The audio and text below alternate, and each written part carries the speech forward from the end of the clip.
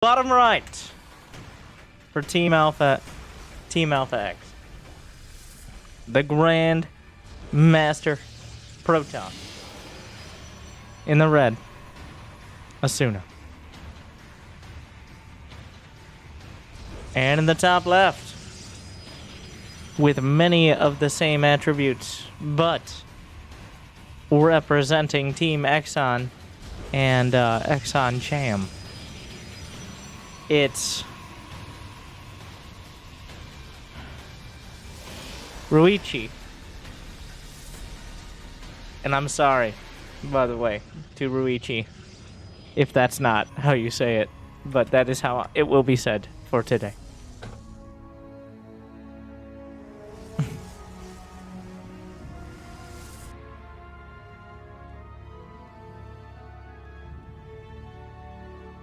Since it is PROTOSS versus PROTOSS, it is not unexpected to see these pylon placements. Where, thank you.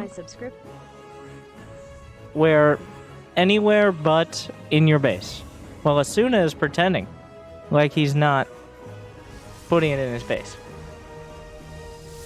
But he's lying. The only difference between these two players right now is who's lying. And Ryuichi is making no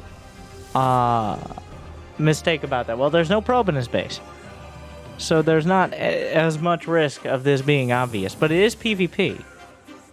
And PROTOSS versus PROTOSS is well known for being less of a strategy game and more of a poker match held by koalas on the moon.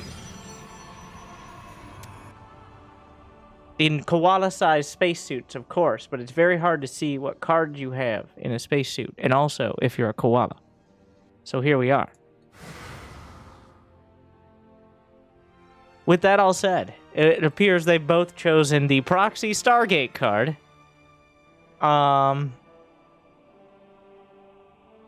And so far, pretty mirrored on their movements around the map. A couple Stalkers, though. Riichi going for the Stalker opener, whereas Adepts are the choice from Asuna.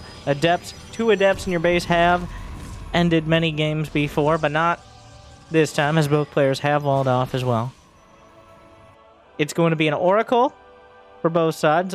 Asuna is building a shield battery, but at the front of his base, probably not expecting the Proxy Stargate out of someone, well, hasn't seen the expansion yet, but the Stalkers usually mean you're not going Stargate. They usually do, but not always. But the shield battery, the shield battery that was building for Ruichi was at the front to block the Adepts.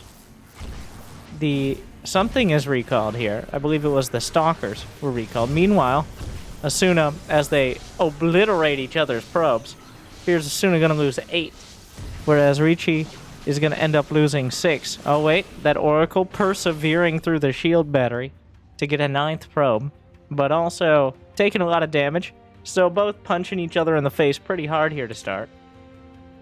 As things calm down, that's going to leave Ruichi with 4 more probes.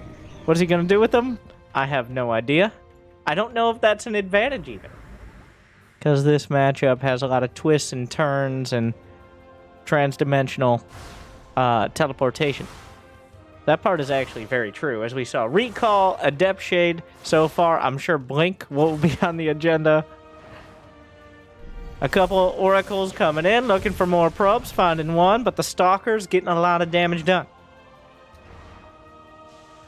Meanwhile, the Adepts just give up on breaking through the battery in order to die to the Oracles, but they will attempt to shade away the Oracle. Oh, well, the Adept actually dying, saving the probe. There are Oracles kind of just all over the place. Oh, and very optimistic stasis. Meanwhile, Oracle's just, alright, wait, okay, yeah, I see you too. Neither player letting the other one go without a strong talking to, and maybe even a couple feet. What is happening here? No. The Stalkers finish off what the Adept started, which is freeing Ryuichi to transfer his probes from his main to his natural. in a complicated and well, he really reaches across the PROTOSS aisle for that one. Meanwhile, here comes another Oracle. That battery kind of awkwardly placed to not cover much, but the Oracle just dies. So that's gone now. That's usually what dying means, unless you're like an important plot character in many TV shows or something. And in this show, the Oracle, it might have a revelation, but it is a supporting cast at best. Meanwhile, the Phoenixes chasing the Oracle. Well, one Phoenix chasing one Oracle. One probe just seeming not to care about anything that's happening. Oracle goes down. More Oracles coming in. You know, if you were listening to this, I apologize once again to my blind viewers. But if you were just listening to this, it would be very confusing to tell what I was talking about if you couldn't see what's on the screen. And don't worry, it is also confusing if you can see what's on the screen. So, you're not alone. Meanwhile, Phoenixes stand off, well, more like hover off, either way. Give each other the eyes, but not the sword. Yet. As, how many Oracles are left? Alright, how many Oracles do you think are left? Find a number in your head. The number is 1. There is 1 left on the map. Meanwhile, some Stalkers getting involved. A third base, optimistic. Oh, there were some more Stalkers in the main. Phoenixes, Stalkers, Stalkers, Phoenixes, Stalkers, Phoenixes, Stalkers, Stalkers. Immortal. Oracle. There you go.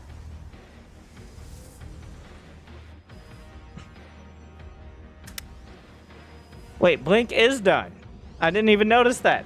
There's so much going on. Blink and you'll miss it. But wait, he can see the pylon because it's technically on the same plane of existence as... So he kills the proxy pylon. There's still a probe here for some reason. Now, down goes the Phoenix. The probe could replace the pylon, but I'm not sure the Stargate is a top priority anymore. The Oracle of Ryuchi? It exists. I don't know how it survived this whole ordeal, but... Oh, what a juke. And then just gives up on life. Didn't see that one coming. Or maybe it did. It didn't want to play this game anymore, of which I would respect it for that decision. Meanwhile, the supplies. Somehow Asuna has more probes now. No Blink out of Ryuchi. But he does have more army supply. The lack of Blink is going to hurt, but there are some Immortals involved. Charges on the way, but a long way off for both players. Asuna finishes +1. Walking up a ramp is always a treacherous ordeal. The Immortal... Come on! We're walking here! Eventually the Immortal... I'm not actually sure what the plan is here. We're waiting for charge. Hallucinated Phoenix is now taking the place of their more corporeal originators. He's gonna repower. Are you kidding me right now? You're gonna repower the Stargate? You'll never expect a proxy Oracle 9.5 minutes into the game. And there's a good reason for that. And it's because by that point they usually have Stalkers. Meanwhile, Hallucinated Phoenix gives a strong talking to an Observer, which has slightly more effective HP. But somehow the Observer lives throughout all that. A cannon getting involved. Some batteries out there. Finally the Observer gets shot down. No punishment there. The Stargate is repowered. The pylon doesn't even really do much as a proxy pylon, as you can't really warp down off that. But it's there in case it's needed. Asuna was looking for a spotter pylon. He finds an army, so I guess that's good. Dark Shrine is on the way. Archon's coming up for Ryuchi. Whereas a whole gaggle of charge lots here for Asuna. Pops the Guardian Shield. That means it's go time. Couple Archons leading the charge. The charge also leading the charge. Going for the shield battery, but the charge lot's getting up in the mix. More warped in for both sides. The supplies deadly even. The upgrade's better. That warp prism optimistic. Get shot down a little off the mark. More charge lots coming in for Asuna. Starting to clear things up. Immortal's caught in the front. No options for retreat, and it looks like a little late on the recall there. Somehow gets out with the sentry, but loses the Immortal. Ricci rebuffed a somewhat disjointed attack. Asuna made great strides in dealing with that. That pylon somehow walled off by the Stargate. Meanwhile, charge lots just dragging the entire army out of here. And when you saw a North American Apprentice Team League, I think we finally embraced it. It only took none games before we made it. But here we are. I know, where did that probe come from? Charge lots get a probe in their world tour here. They also get a few bruises and scars to make sure they have something to talk about back at the Nexus. But somehow, the vast majority, if not all, survive. There are also some Archons out here, which I believe are DT Archons for reasons.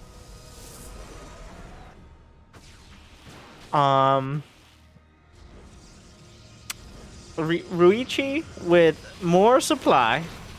The Stargate is still here. Is somebody going to deal with this? Can somebody deal with the Stargate?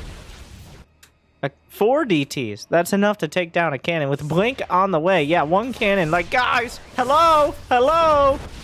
Well, the DTs are actually going to take things absolutely sideways here for Ruichi. And by sideways, I mean straight down in both probe count and bases.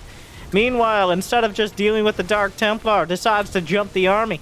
A recall out for Asuna, losing a lot of army supply. But Ruichi loses a base, warps in a few zealots for as the most painful possible force field. Meanwhile, the DTs, well, the Observer needs a little extra motivation. As we continue this, I want to feel like I'm there. All right, I don't feel like the deaths of, well, almost not. Actually, not many things are dying. In a weird, well, the things that are dying are not actual army units, but probes and bases. The charge lots, like 12 of them. Unfortunately, none of them able to jump high enough in order to catch that prism. So it just flies on by without a care in the world. Not even that. Oh, that. All right, that happened. That's not exactly how warp prisms work, but we'll allow it. Meanwhile, the Stalkers will be warped in. The charge lot's still very angry about this. The DTs going for the Stalkers. The Stalkers blink back, which allows the prism to survive. And now the DT's on the way out. Ruichi is out on the map. He's got still perpetually more army supply. In this case, down 14 workers here. The army supply is actually, he's got 23 more. And a lot of that is in Archons. 7 Archons to 4 at the moment with 24 charge lots. I have no idea where oh, there's some of them. Meanwhile, 2 hallucinated Phoenixes into the main. Not entirely sure what they're looking for. Maybe a Dark Shrine of his own. Templar Archives and a Robotics Bay. Really just growing out the tech tree here is Asuna. A Robotics Bay as well for Ruichi. Also a Dark Shrine. So everybody, we're just making sure everybody has all the options available to them. And then we're going to go into our next round. Both players have kind of drunkenly stumbled into fights so far. And then Ruichi with his 1 engagement ill-fated at the 3rd. Otherwise, they've been chasing each other around the map, accomplishing various things, most of which have been useful to some player, but not always the player who started it. Wait, deja vu? We've just seen this happen before. Oh, what? What is it? Wow, okay. Wow, a lot happening there. Blink. DTs blink in, kill the cannon, overcharge deals with it, DTs get out, and 3 out of 4 survive. And then they walk into an army and die, which is kind of how this game has gone thus far. 184 to 163 supply. The upgrades +3 for Ruichi, who's kind of overlapped Asuna, who's at +3 now himself. Meanwhile, the rich high ground Vespine base, yes, that's its full name. Use its proper name when casting. The Archon's trying to stuff themselves through, but they're caught between a mineral and a hard place. They'll end up with a relatively decent concave. The cannons are finishing. These charge lots might want to get involved now. Actually, the Archons make their way out. There's some probes here. The probes are here. Mortal support. The probes will tank up to 1 Archon. Wait, there's also an army. Meanwhile, in the main, just completely unrelated, charge lots. More charge lots. Disruptor goes the wrong direction. His army is the other way, Asuna. Just, there you go. Yep, no, wait. Nope, yeah, there you go. Better this time. The second one was good. Meanwhile, the charge lots are charging, as they do. They are tactically charging in the opposite direction of the battle, which is unfortunately not incredibly effective when there's an army also in that direction. Alright, yes. The disruptor is working perfectly and will be available in 20 seconds. Meanwhile, Robo, attack, charge lots, DTs, charge lots, DTs, wait, no DTs, don't like the charge lots, they don't even want to get involved, they're going for the Stargate, which is, wait, that's a second Stargate, wait, that's a third, there are 3 Stargates on the screen, I'll let you figure out where. Meanwhile, there are 4 or 5 bases for each side. Also, takes a little keeping track of. Some stalkers. And also a couple... oh yeah, 4 disruptors. And here comes everyone else. Alright, the water's fine, come on in.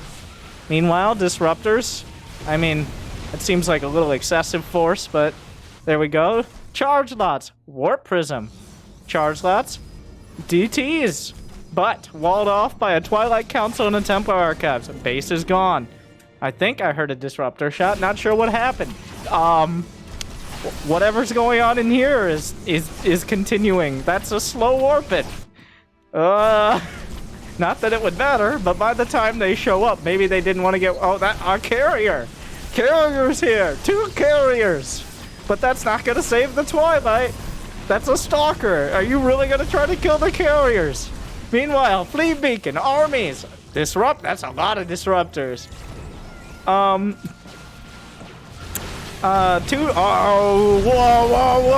whoa, big hits. It in size does matter in this case. No cancel, that is the least surprising thing in this game. Meanwhile, the carriers will give a deep tissue massage to these zealots until they finally die after killing most of the tech tree, including the Fleet Beacon, by the way. So that means these will be the last of the carriers, which the carriers secretly enjoy. Somehow, the top right base for Ruichi is yet to be scouted, so Asuna probably feels... there are 3 Archons here. Just... okay. Well, there were 3 Archons here. The Stalkers hunt them down, stalking as Stalkers do. There are 2 observers scouting 1 carrier. Here are the disruptors.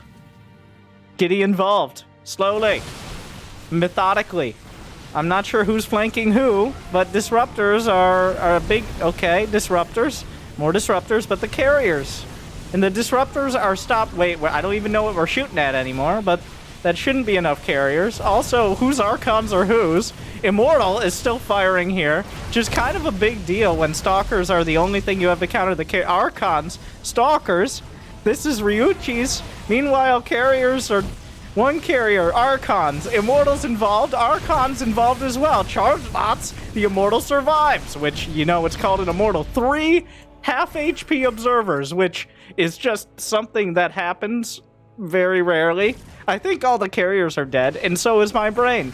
Meanwhile, Stalkers blink over the rocks. The other Stalkers, well, I guess they're gone. With that NPC logic, they'll retreat.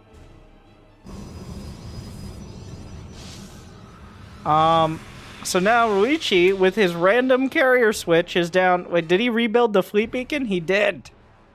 Did he have 2 Fleet Beacons in the first place? It's important to have your decoy wait, that's Ryuichi's base.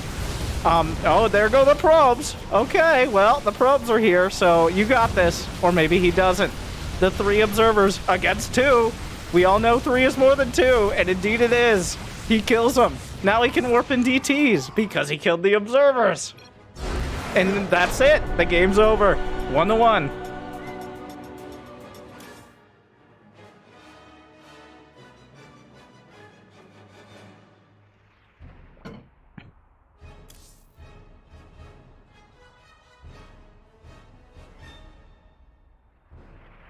We go into the 3rd match, showing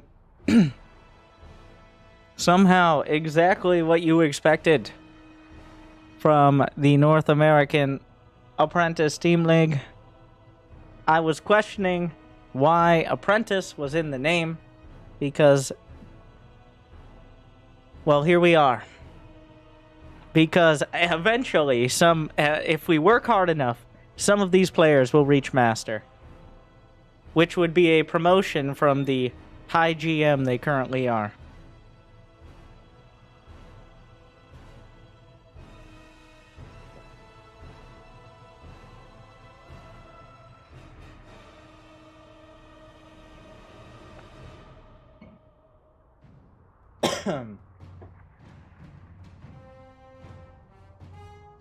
If you'd like to support the continued existence of this fiesta of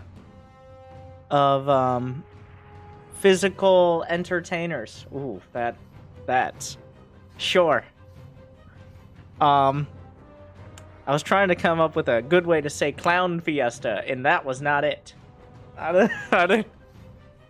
You can use the NATL command. I mean, there's literally a clown in the logo.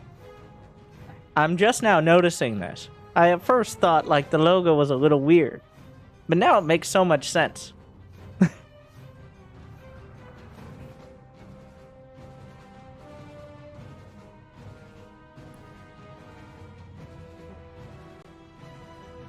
The next match will be Future versus BioIce. And now this is at like Future and BioIce, particularly Future, who I'd say is the favorite, though I'd love them to argue about this, and they are about to. Some of the very best here. Okay.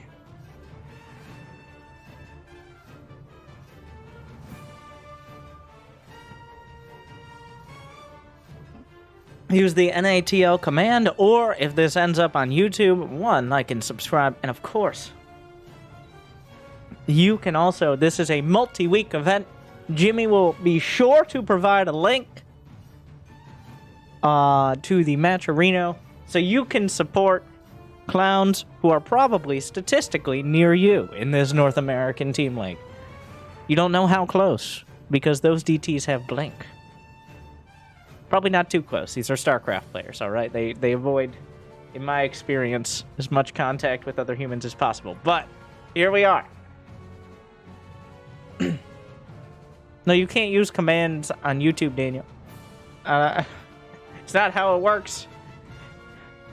Hello, I support these players. Signed, Bobby. It's like, no, Bobby, you gotta click the link, Bobby. Oh my god. Damn it, Bobby. Alright.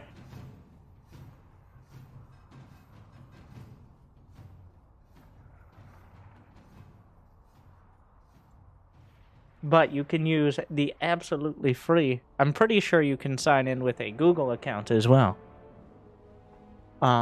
If you are on YouTube, in order on Matcherino to give free money to these entertaining players and teams.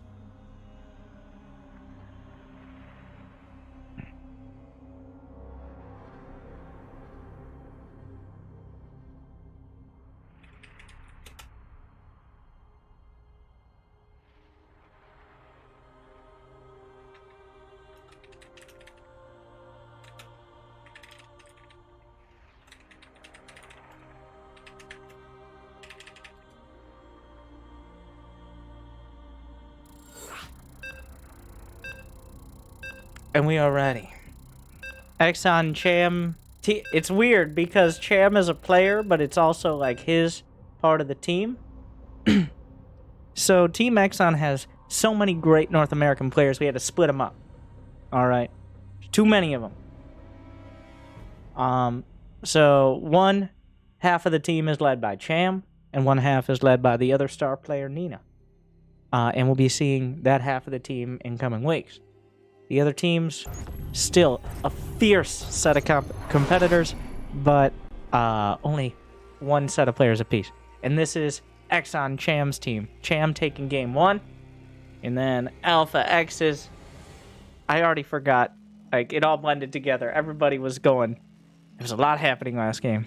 Hopefully a lot will happen in this game, but in very different ways. Anyways, Asuna takes game 2 for AlphaX, which leads us, for those who needed a bit of a recap here and you didn't skip it, to game 3.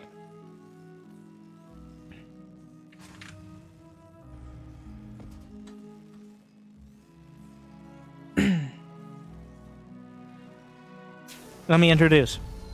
In the bottom left, the red Terran player, one of the best North America has to offer, Team AlphaX's future. And in the top right, for Team eXoN, the Zerg in the blue, BioIce. Both, of course, Grandmaster, of course. You don't make it to this clown fiesta without being one of the best. And I expect to see something closer to what you expect to see when I say professional StarCraft 2 in this match. But I would be happy to be disappointed. Future, a very micro-oriented player. BioIce, in my experience, a bit more of a designated pressure player, though not so much as Starkiller. And if you know what I'm saying, you know what I'm saying. If you don't know what I'm saying, I like to show good games for the fans.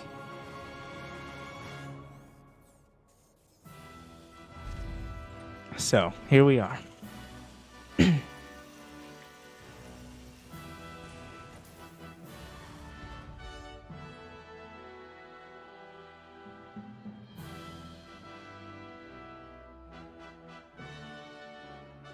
Two kills. All right, get a number. 2 kills, I'm saying. For some, I'm feeling 2 kills on. Oh, whoa. That was a drone. Yo, never mind. No kills. He's blind. The Reaper is blind. Someone find an optometrist. But can it see why kids love the taste of Cinnamon Toast Crunch? Yes, please sponsor me, Cinnamon Toast Crunch. We're still on that. It's been a while. I almost forgot. But hashtag crunchy winter. We're still going.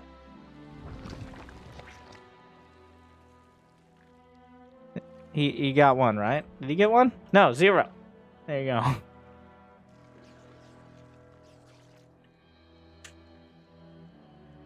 The Reaper, unfortunately, and BioIce going for the triangle third. The one usually players will avoid taking because you're vulnerable to drops from the same angle. Like if a double drop comes in, I know it sounds crazy, a Terran doing a double drop of Marines sounds be unstoppable, but usually the other base is taken to avoid having both your main and your third vulnerable from the same angle and jumping back and forth. We'll see if Future exploits that. The most painfully standard opener here, a 1-1-1, the Destiny Cloudfist build out of Future. Terran's been making reactored Hellions for a decade now. And Future is no exception to that. It doesn't appear to have any other more aggressive connotation. Branda! Okay. Alright, we're getting the creep. We're okay.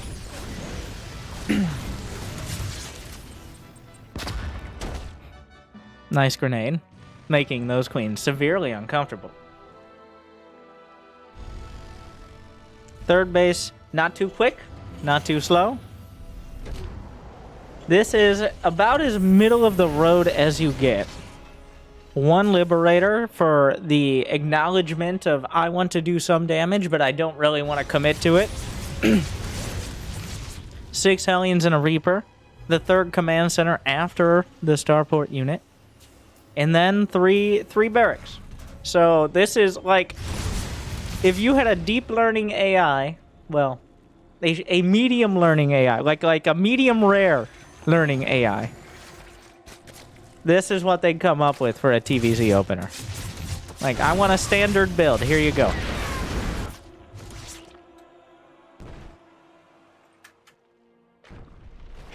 Liberator, continually annoying drones, and also murdering some, but mostly annoying them, as the queens and spores will scamper around, eventually killing it. Also, there's a drone here. That was nice. Offering up a sacrifice. Hopefully, Future will accept that sacrifice with the appropriate amount of respect and dignity.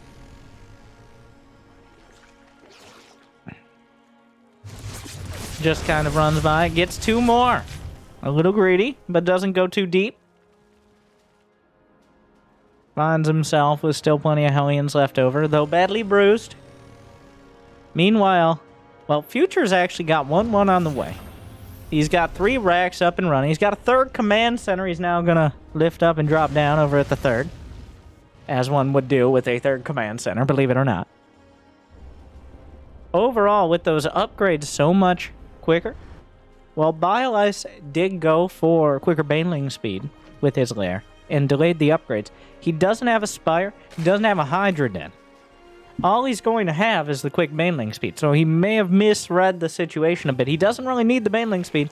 The only thing this would be for is either crushing an attack, which I guess Future's going to oblige him with, or for a counterattack. Now, if he crushes this attack, like it looks like he might, and Future's unable to get at least most of his Marines into medevacs, then okay, that's going to pay off. But if Future just pulls back on seeing the baneling speed done, or at least waits until 1-1, it appears he wants to put some pressure on, and he can do that. We'll have to see, but... Oh, Brenda, why are we here? That's unfortunate already. This is a... Oh, well, the Marines are on the run. The medevacs... the tanks are down. This is kind of a weird... Oh, he guns them down! A few target fire, and he finishes off the rest. So already, this is great for Future. Not for those 3 or 4 Marines that... Now, Future about to demonstrate why we usually expand the other direction.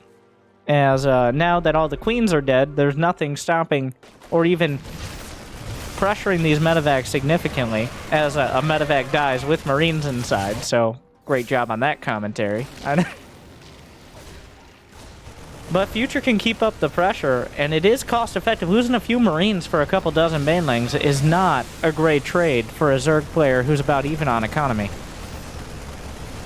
Throughout all this, Future's had better upgrades. 1-1 about to finish for BioIce, coming in with another round of banelings. Those Marines are clumped up, but he gets the rest of the banes. And without banelings, how are you going to stop this? There's no Hydras, there's no Mutas. 4th base down for the count. The banelings rolling in again. The queens show up a little late to the party. You said 9:30. Do you know what time zones are? It's over. It's time to tap out. Future with a clean 8 minutes, 30 seconds, finishes it off and puts Team AlphaX up 2-1.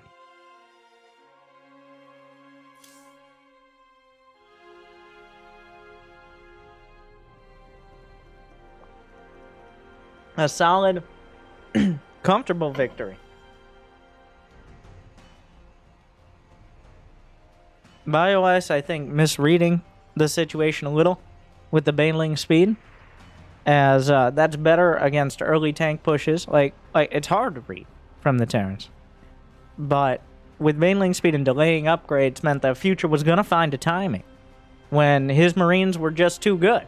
And every Zerg knows that feeling of the banelings don't quite kill the Marines. And now the Marines will never die. Because those goddamn medevacs and a 2 upgrade advantage mean, well.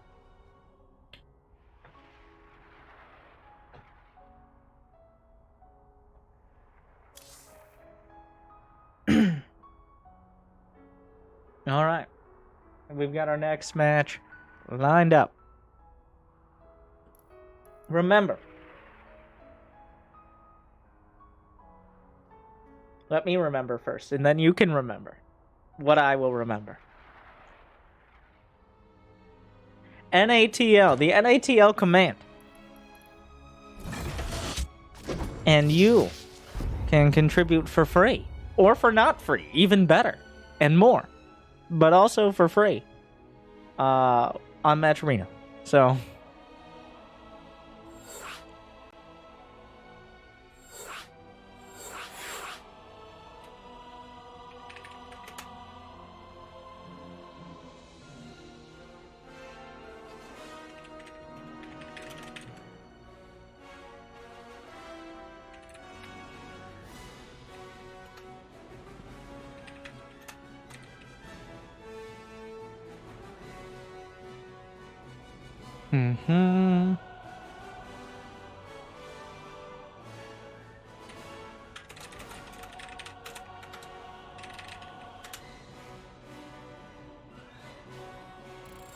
We're ready to go. Full Heart versus Sinner.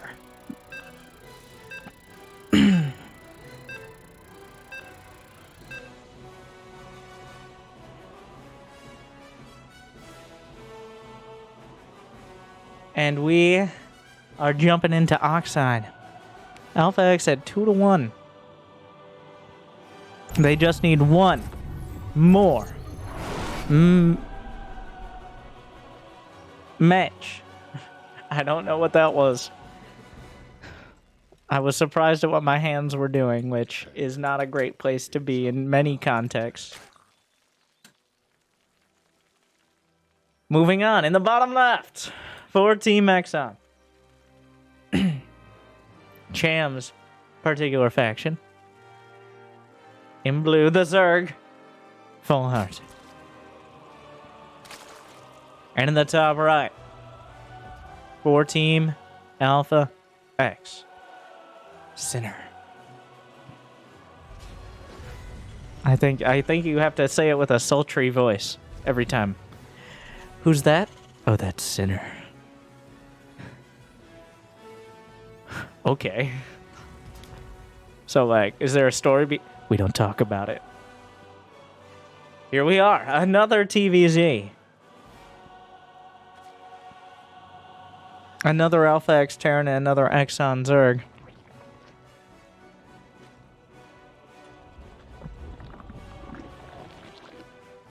Will we see, if we see a repeat, it's all over. AlphaX will rack up. And I'm pretty sure it is relevant. Like, if Cham's team, if eXoN Cham beats eXoN Nina, eXoN Cham gets the money. Of which is $700 split minimum for prizes. You can find more on Match Arena. Plus, you, the people, and your contributions over the next weeks. So, it's not like we just call Team eXoN Team eXoN. No, it is relevant. Which faction of Team eXoN actually ends up winning these matches? So, even not just the North America, and I'll tell you, as a once, and puns intended, future member of the North American Starcraft community, and at times in that Grandmaster level, not only on the line is money, but that is a big part of it, but also the grudges, and since everyone usually speaks English, all the long-term relationships between these players on and off the ladder. There's a lot behind it, a lot behind the scenes in that North American Grandmaster ladder and competition. And while they might not be chatting it up because this is a professional stream with professional commentary, and I am definitely not saying these players in particular, but just in general, in any sort of competitive setting. Not just in StarCraft, but in esports, and some of you may have heard of normie sports as well. You'll find a lot of passionate people, which makes this all the more exciting. Overlord speed from Full Heart. And I say it with that tone because that's a confidence move. Honestly, Overlord speed now is more of a power move. There's the 2 kills we were looking for from the Reaper, by the way. A lot of players, even though like it went back to 100, there was only like a 6-month discount where Overlord speed was 75. Somehow that was the difference. That 1 extra baneling of cost was the difference between 90% and 40% of players getting it, which, in my opinion, is bullshit. But nowadays, when you go Overlord speed, you're saying, like, I am better than you. No, you're not saying that. But in my opinion, you're saying it. I am better than you. All I need to know is what you're doing so I can stop it in the early game. None of that shenanigans, and I will beat you. Now, that's not actually how it is. It's just a good precaution because maybe someone's going like a fake stim here. You might have noticed concussive shells in production. The thing is, that was a double fake. Actually, Full Heart may have seen the Marauders, but he's coming in with another Overlord. Sinner was going to build... You see, this might be some of that history at play. I almost guarantee you these guys have faced on the ladder probably a lot more than once. And I think that Overlord speed is not just a precaution, but Sinner may have a tendency to go for more creative openers. And when you're going for creative openers, usually, if they're scouted by Overlords, they're not as good. So here we are. And Full Heart, he already has a Baneling Nest, which is not an aggressive one. It's in case of Hellbats. But, okay, good grenade there. It is going to be a knee breaker build. With Marauders and a medevac. Wait, where are those Marauders? Oh, well, they were left at home for quite a while. I'm not sure exactly how much Full Heart realized, because this has been delayed so much. It doesn't actually look like what it is anymore. Is the awkward... And the armory itself was delayed, so there are no Banelings. So even though Full Heart put a lot of effort into scouting, the fact that Sinner just didn't show it for this long... Branda, my knees! No, it's not my regular joint pain.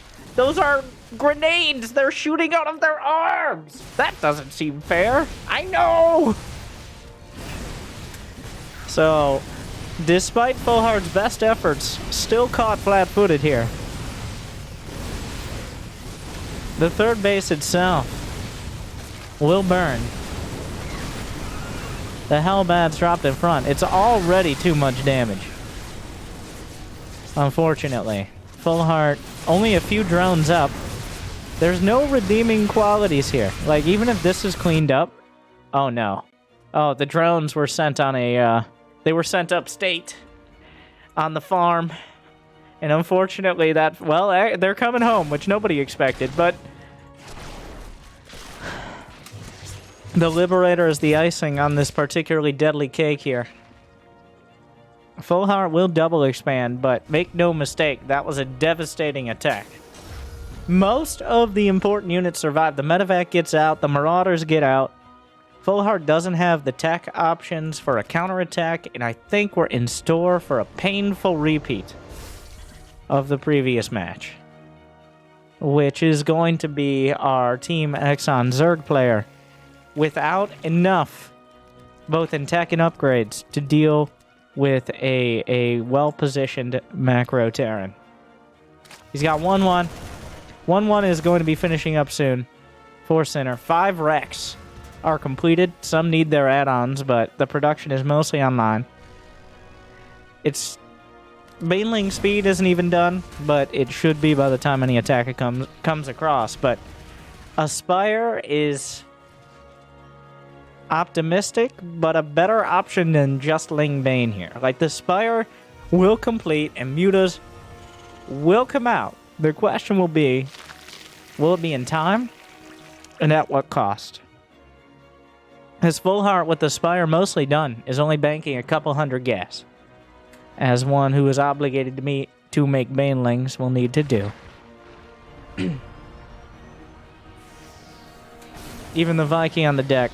If any Marines survive, the 4th base, I think you might just want to give it up here. Full Heart not tries it, not gonna happen. Taken down already. 20 more Zerglings built, leaving little larva for Mutalisks. And suddenly we're in a 3-base versus 3-base situation. In fact, a 4th is on the way for Sinner, who's up 40 supply, starting +2. It does look very rough here. Full Heart gonna have to make some magic happen with the Mutas. Unfortunately, Mutas are a pretty known quantity. Already caught between a rock and a hard place against those tanks. Sinner splitting and stimming. He does still have that upgrade advantage as well. Doesn't even need. Good flank from Full Heart. Comes in on the tanks. The Marines stand their ground. Meanwhile, it looks like a lot of workers loving these mineral patches, but unfortunately, Full Heart not loving his position in the game. The early attack, devastating, and then the follow-up, decisive. Sinner takes it for Team AlphaX, winning the first match of the North American Apprentice Team League, 3-1. I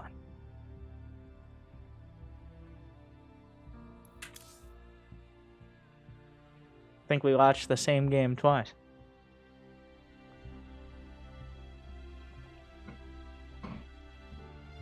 AlphaX puts one on the board.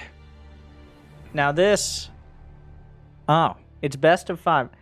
They won the match, but...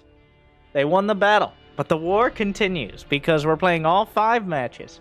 So all the players get a shot, and also, the way it works is over 6 weeks, there's a round-robin stage, so all the teams will play all of each other. They're going to get all up in there.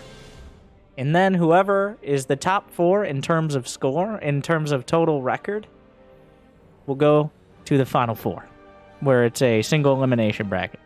So, I definitely knew that before and didn't just learn it. I'm just wanted the suspense to be there. So, Game 5 coming up.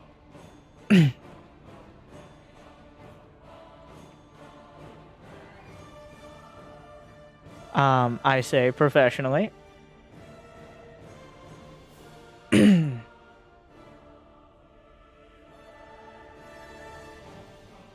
When you have a mainling named Steve as your hero unit against a Marauder, I mean, look at that name. Administrative Chas the Glass?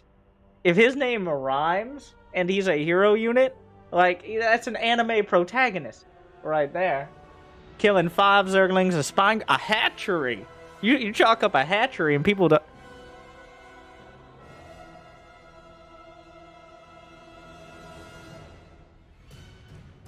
What a dude.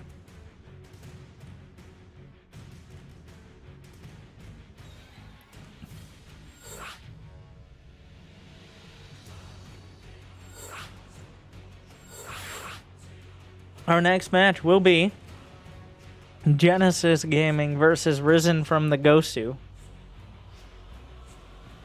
as well. For those who might not be initiated, Gosu is essentially the Korean word for super god. I may be exaggerating slightly, but something along those lines. An expert, even. So essentially, they've risen from whatever has spawned from the super god of Starcraft, who will remain unnamed for security purposes. I'm not sure if it's specific to gaming or not, but it might be one of those things that if gamers like those Risen could rise up, especially those who are particularly great, well, then they would be on this team. So.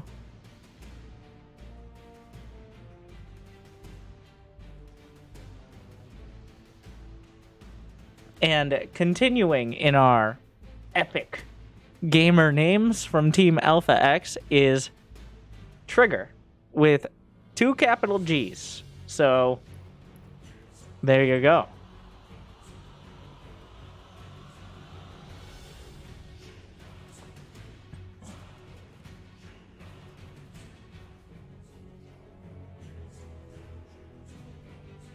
And then from Team eXoN, we have TBD.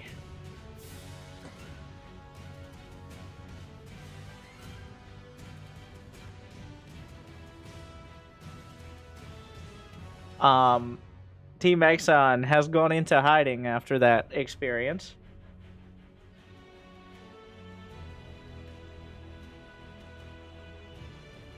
But somebody hopefully will tell them there's a 5th match to play. And this is but the beginning. A rough start for eXoN Cham. Cham, the only one able to take one home for his team so far.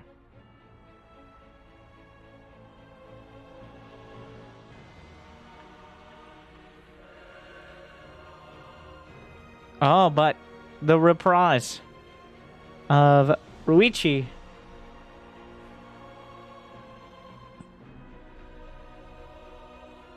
He is back. I think if there aren't enough players, you can revive one, is the mechanic we have here. Oh no. Oh no, another PROTOSS versus PROTOSS with Ruichi. Oh. Well, all right. Get your kazoos out and make sure to tighten up your lederhosen, because here we go.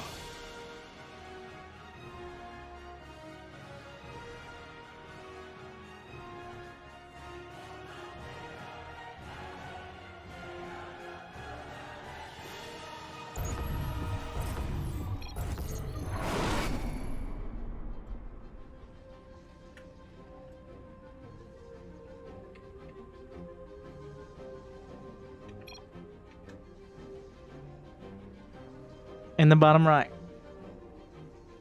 for Team AlphaX, is Trigger, looking to rack up another point for his team against a man who's already lost a PROTOSS versus PROTOSS to Team AlphaX today in a dramatic clown fiesta against Asuna.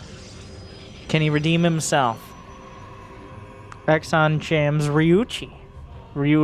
I haven't decided. I'm gonna. It's like Zhaun. We're gonna decide on a different pronunciation every time, or Jagannatha. It's like, I know I'm pronouncing it wrong, but I'm gonna try to pronounce it right to a different extent each time. Tasteless is with me on that one, so.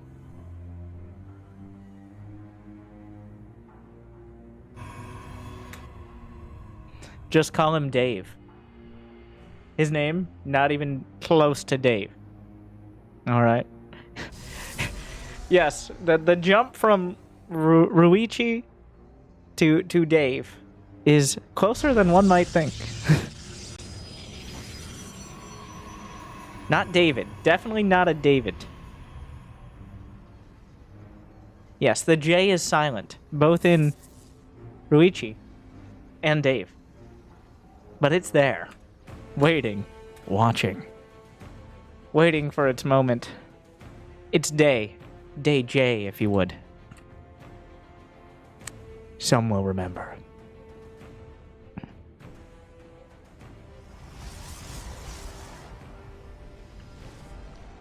Will we see? Okay, well, that's a pylon. That's a hidden pylon.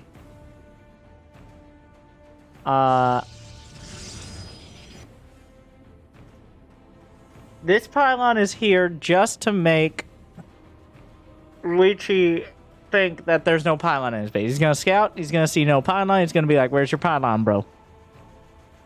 Well, the pylon's out there. Wait, did he scout the pylon? He's looking for it.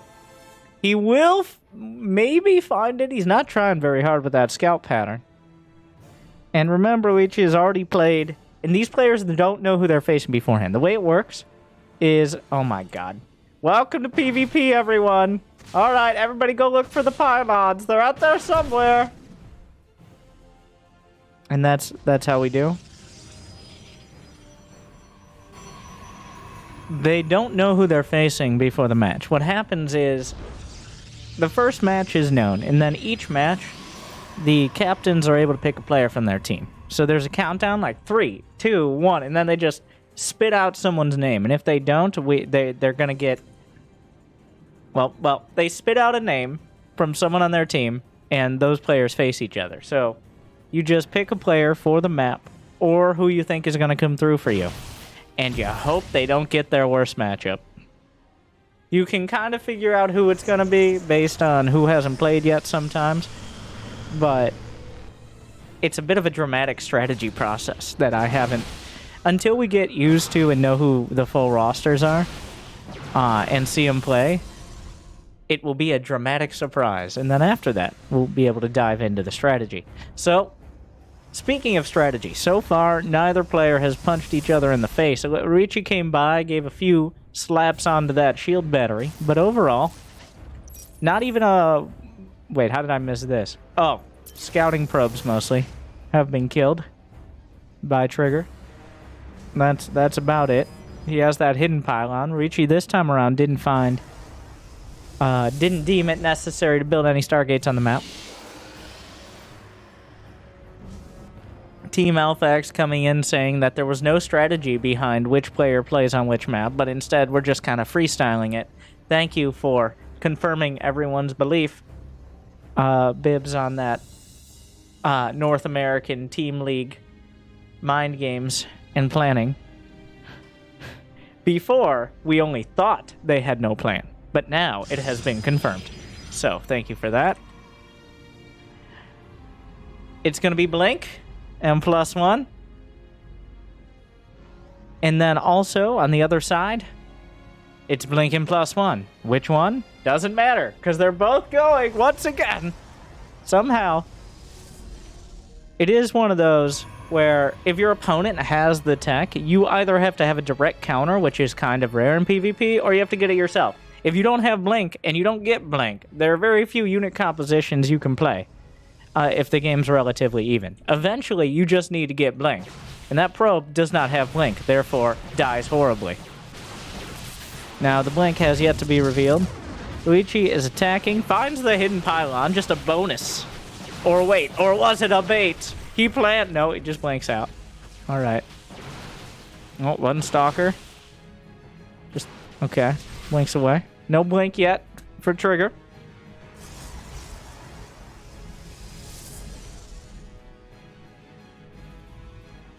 It looks like charge coming up for Ruichi. My North American star senses... No, it's not Dark Shrine time yet. Not yet.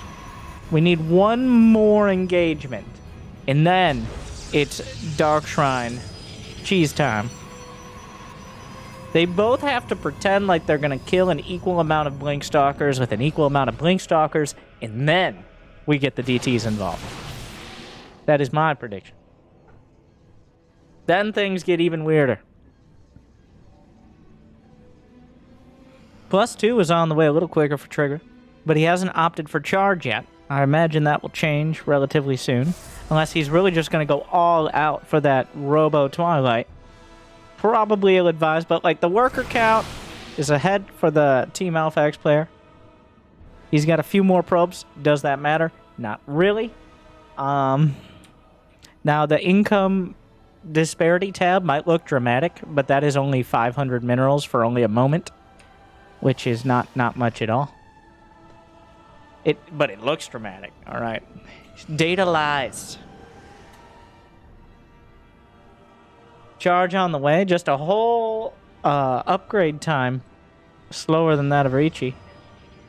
But neither player looking particularly excited to move out on the map. Wow, fourth base. The rarely seen pre-10-minute fourth base here from Trigger. A very optimistic choice. Only 3 gases right now taken. This is a mass charge lot build out of Ruichi. With only 3 glasses. 3 gases. He has limited options for tech. He is going for Archon now. But he can build a lot of charge lots. Minimal probes, maximum charge lots. I appreciate that. The fourth base will be hopefully forced to... Yep, there's the cancel. Meanwhile, Guardian Shield from both sides as they retreat to their corners. It looks like Trigger not going to let this one go. The charge lots split off. The Guardian shields will expire, and passions will cool, but then be heated again. As a charge lot warp into the main from Ruichi. A pretty good wall off here. Recall comes back, but also Ruichi working his way around. Here we go. Things getting a little messy now, but the charge lots will be cleaned up in the main. Meanwhile, Ruichi he's going to find an opportunity at the third. There was no vision of this. The Stalker's just kind of stumbling into it. Don't have any hard targets here, at least not yet. Meanwhile, the probes looking concerned, but not much more than that. Charge lots are on the fourth, which is rebuilding out of trigger. And he will be forced to cancel yet again. Now's the time for a Dark Shrine. Am I right, my friend? It seems the split attack out of Ruichi has slowed down trigger, but hasn't actually really done much besides canceling the fourth, which is not one that, yeah, that's Archon's existing is enough to, well, all right, we're gonna go. The force fields, the Archons just kind of break right through them. This army does not look like enough. Well, there goes the warp prism. So wait a second, with that blink on the prism, no more reinforcements. The Immortals finding themselves surrounded to an extent. Charge lots just getting involved. Trigger kind of steps into the trap. Though I'm not sure Ruichi realized it was a trap until after it started coming together. He works with what he's got, and now is ahead by 40-something supply. It's +2/+2. Well, it's +2 attack for both sides, more relevantly. Meanwhile, it appears Ruichi was going to go for it. He does, and he loses all of his Archons. So that's unfortunate, and will stop his attack, and also bleed off a few charge lots in the main. So just a gentlemanly counterattack there with a less than committed force of units, which does kind of dissipate any advantage he might have had just a few moments ago. He still maintains a few more probes and more army supply, but it isn't the 40 supply gap he had just a minute ago.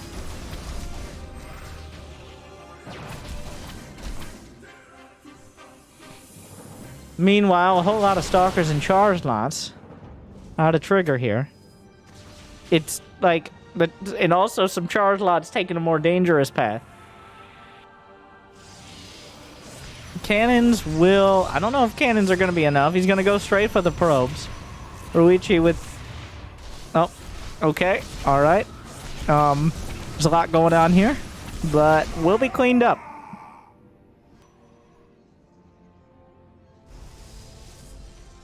There's the Dark Shrine from Ruichi.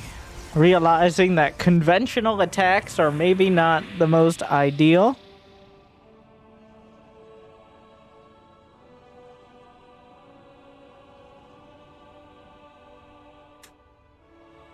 An observer. Is there no observer from Ruichi? Does he even have an observer on the map? He does not. Not that that's especially relevant. He's the one with DTs, but if you can kill, as we've seen, more observers is better than less. So this fight is happening. Trigger is reverted to essentially just gateway units. But he has so many of them that they are overwhelming the charge lots and Immortals. The Stalkers are doing a good job, but here comes a counterattack, making things more confusing. The DTs will cut through. There's no other detection. By DTs, I mean DTs. Zeratul leading the charge. Meanwhile, something of a base trade, but shield battery overcharge. One Immortal. One Archon. One Dream. But the Stalkers will target all this down. A lot of damage being done on the other side as well. Trigger seems to be getting the better end of this exchange, but all the probes have retreated from multiple bases. A DT going to have a lot of work to do on that Nexus. The Stalkers will get rid of some of this. Warp Prism on both sides, just kind of throwing things into the fight. Charge Lot should be able to eventually clean up Ruichi's counterattack. Meanwhile, the Stalker's still going forward. Any amount of Immortals and Charge Lot should be able to... He blinks forward, which is optimistic. The probes are getting involved for some reason. I honestly don't know why. I mean, they were itching for blood, as probes often do. Meanwhile, the DT's cleaned up, and it's about even.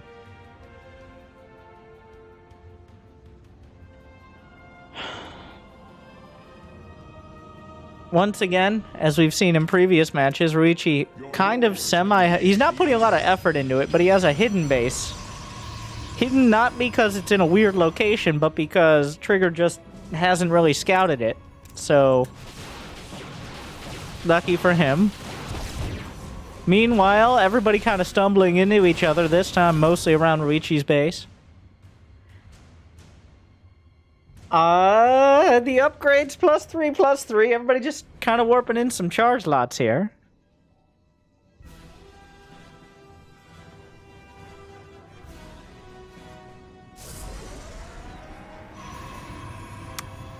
It appears that Ruichi's PvP style is at least consistent. I'll give him that.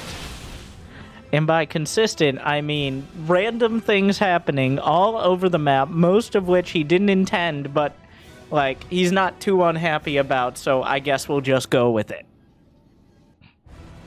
As is a very simple style to embrace. Meanwhile, charge lots stumbling into an army. Is there a recall? Recall is still on cooldown for about 30 seconds. The base in the top left is scouted, and if recall isn't up by the time that base dies, well, we're in a full-on base trade, and that's a lot of probes going with it. There is recall up for... Wait, yes, he has recall. Shield battery overcharge, gonna help, but not that much. He could recall onto this. Now we'll have to see. Is this a full-on... Where did he recall to? Did he recalled right on top, but I don't... What? I don't know who's flanking who. There's still a lot of Immortals.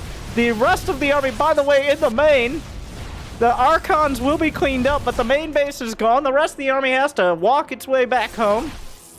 The pylons being slaughtered. DTs eviscerating the base. I don't care how many observers you have. Production on all these gateways. Somehow Ruichi is still mining from a hidden base. Just an actually hidden one. Down goes the main. Trigger with the snap recall, finding himself. Oh yeah, this base didn't die. It does now. The rest of the army decided, why are the probes here? The DTs are trying to go toe-to-toe with Zealots, and they will win the fight, but not against the Stalkers as well. Stalkers still going at it on both sides. One very ambitious charge lot. So Trigger seems to be losing the battle on all fronts. He's coming back to flank the Stalker. Shield battery overcharge going to help out a lot here. Ruichi somehow still has an economy, but here comes Stalkers. Everybody's getting involved. Where's the blink? On the prism. Goes down. Whose observer is that? There's no observer here for Trigger. Ruichi still has 55 probes, but his army's actually tiny. And most of the production... Wait, observer? Observer? Observer. Okay. So, a recall... Ruichi uses his recall on probes to his hidden base, which is a bold... or desperate, or just a lot of initiative. So now the army supply is larger for Trigger here, and his unit composition is, well, okay, so, I mean, well, we'll see. If this base gets found, like, the game kind of depends on that top right. Oh my god, why are they here? Why here? Of all, the only place they could be vulnerable. The upgrades are even, so... Wait, the Archon! The Archon! Immortal is off to the... Why is the Immortal on its own? All the important units on their own spin-off TV shows right now. But there's more Stalkers for Trigger, but there's charge lots getting involved. Trigger's trying to blink his way out of this situation. The force field as well. Probably wondering how all these units keep getting warped in. He's going to be forced to blink all the way out. That might be it. Except the problem for Trigger here is that he doesn't know about Ruichi just kind of expanding around the map. The classic tactic. Oh, the Observer just gets caught alongside everything, making DTs even more valuable. The Forge in the main with +1 shields, the one possible advantage he might be able to find, is down. I mean, you're not going to expect this base. It's such a weird base. The game is not over because it could still go super sideways. At this point, though, like, even if the base dies, Luigi now has a better army. So, unless that army gets split up into nice bite-sized pieces, like he has a tendency to do, there's no amount... Wait, trigger? Well, he's about to get triggered. As he spots the base, there are simulators there. It's been there a while. And here, Ryuichi knows. He knows he's on his way over. Recall is off cooldown. I think that's too much army. We will see. That's potentially the game here. There's just too much. He's been... the Archons are kind of stuck behind everything. I don't know if that's going to cut it. Also, the rest of the army getting involved. Blinks in, but there are cannons. Shield battery overcharge, but it might be too great a lead here. Oh, observer gun down. And with that, he remembers a dark shrine can exist. Unfortunately, that dark shrine is far from done. Blinks in the cannons, which is the best case scenario here. I don't know if it's good enough. Ryuichi brings one back on the backs of the nomadic probes. And puts another point on the board for the season. But it was an effort. And it was unconventional tactics, to say the least. And also say the most. Oh, there you go. 3 points will go to Team AlphaX. And 2 points to Team eXoN Cham Division. To wrap up match 1.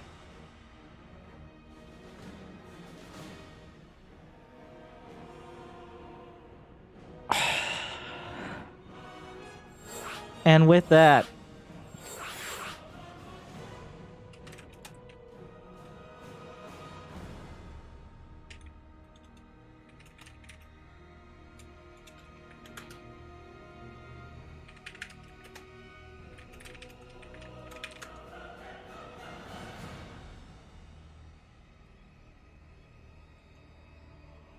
all right.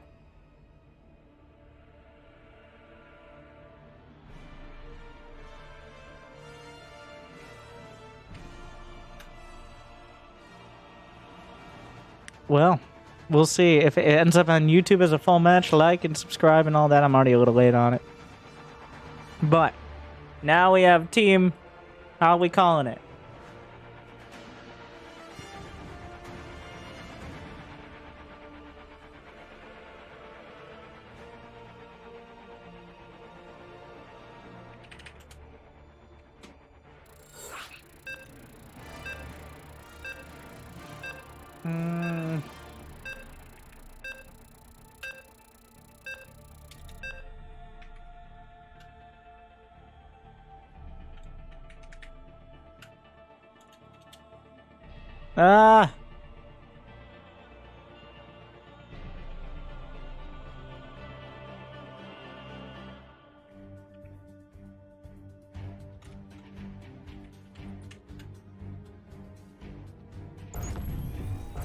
Father Bob was the hero.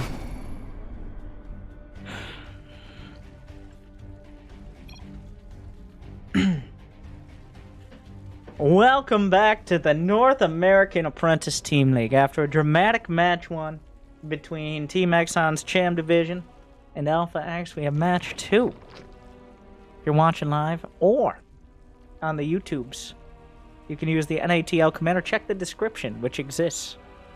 But just like our previous match, we have 2 Zergs to start out from Teams Risen from the Gosu and Genesis Gaming, GG. Still not as good as Good Game Gaming, I gotta say, but let me introduce. We're in the match already, and we might be missing the action. Yes, that's how it starts. In the bottom right, for Genesis Gaming, with a spawning pool, Mick Monroe. And in the top left, from RNGPro risen from the Gosu, inspired by the Koreans of the past, or the North Americans, including the future, who's on Team AlphaX, so not going to work into this very well. We have, I want to say Kai is how you say that, but K? I'm going to go with K because his name starts with K, and I'm going to butcher it. So, Key? Come on. You think for a North American team league I'd be able to pronounce these names better, but it's been a trend. Alright. It's like K. It's like Key. Okay. No, I mean Oki. Sorry. Meanwhile, Zerglings.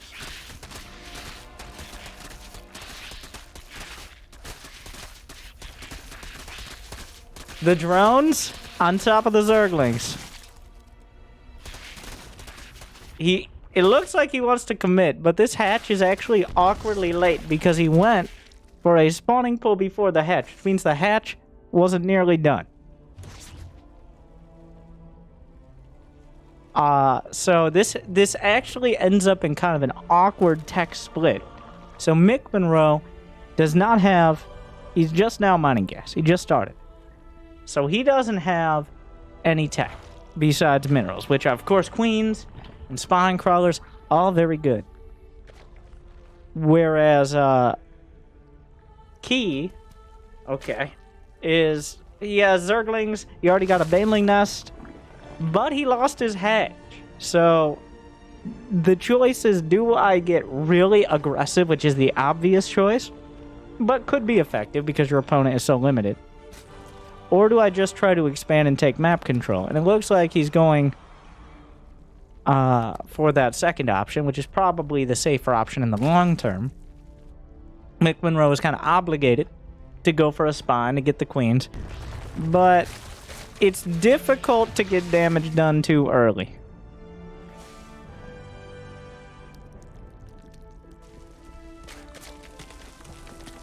That's a lot of Zerglings he built.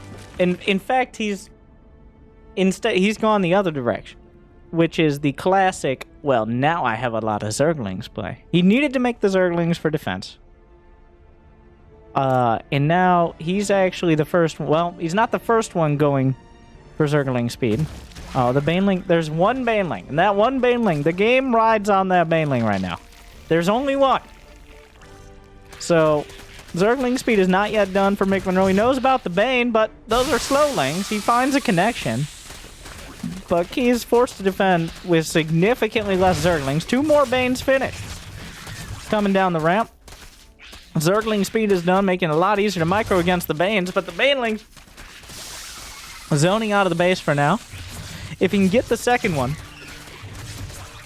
the Zerglings are getting whittled down, and another round come out for Key. It looks like he may...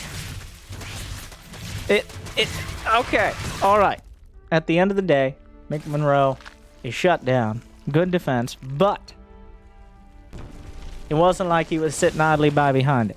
Once he realized Banelings were on the field, he opted for more drones, and that means Mick Monroe is going to find himself with 3 bases on the way and more drones. But wait, that's not all. I say that like there's more good things happening for him. No, they're bad things. Key has a Spire. He's got a Spire on the way. He got a lair that quick. I don't know if Mick Monroe saw the lair. He saw the lair building.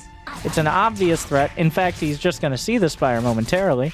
There's no queen in the main, making this awkward. Brenda! I can't be everywhere, okay? And now I'm dead. And see what you've done. You've ruined everything. Oh, no! The hero... Oh my god, I got a Baneling on the way out. The hero's demise. Killing a queen and getting a Baneling before being taken down. That's actually a super important queen, by the way.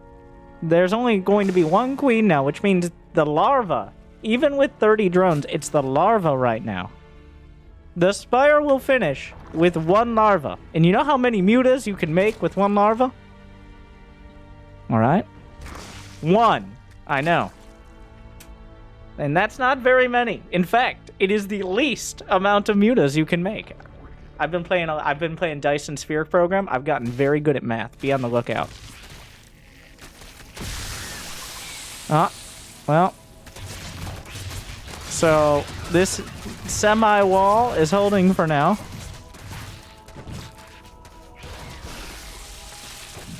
The Zerglings may kill another queen, which is still a... Oh, no. Well, this looked pretty bad at the start, but Mick Monroe has handled it beautifully. And none mutas are... Okay, now there are 5. There are 5 mutas now. Mick Monroe also has a great Overlord spread, which is not a good thing, because that means there are like 7 Overlords out on the map, which is one of the few things that he can easily get a hold of here. I at first thought I was watching... Well, the layer... Okay, we're going full NA already. It's just going to be queens for now, but queens are very capable of dealing with mutas. So the mutas are going to be limited to killing overlords and forcing out spore crawlers. Now... Oh, watch out, watch out!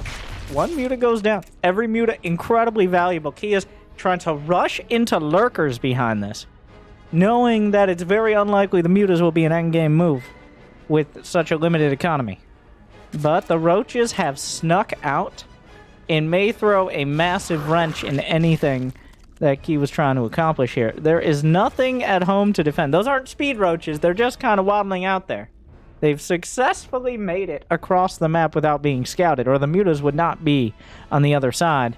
The roaches show up, the queen trying valiantly to block, but even if she did, I don't know how long that would last. Remember, the hatchery was damaged from the very start of this. Mick Monroe, not ignorant to that, will just take down the natural.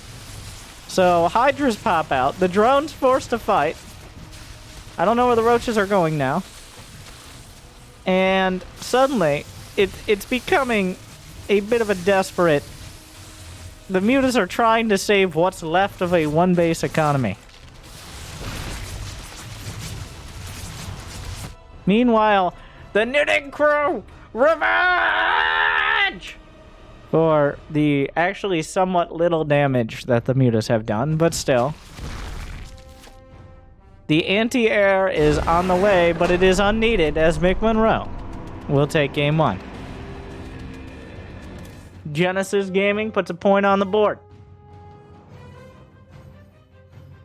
We'll have 5 matches, all of which will be played, as the regular season will pit all the teams against each other, and the ones with the top 4. The top 4 in wins will go to a playoff bracket, just so you know.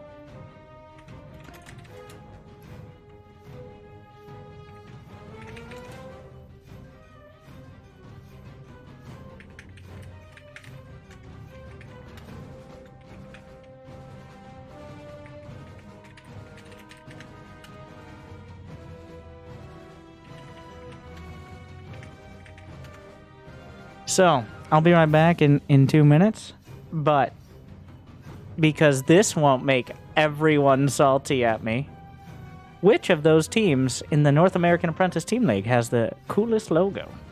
You can see them right there. Be right back, one moment.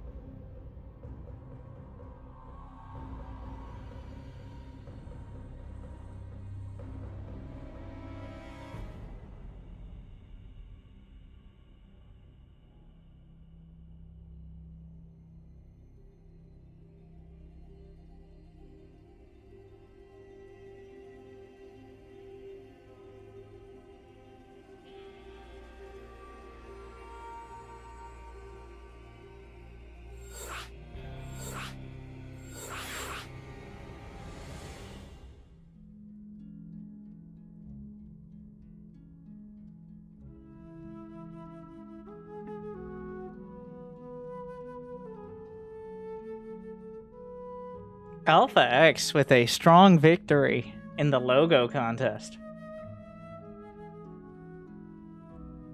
Hopefully pretty happy about that one. So far, also a strong victory in match 1, so 2 for 2.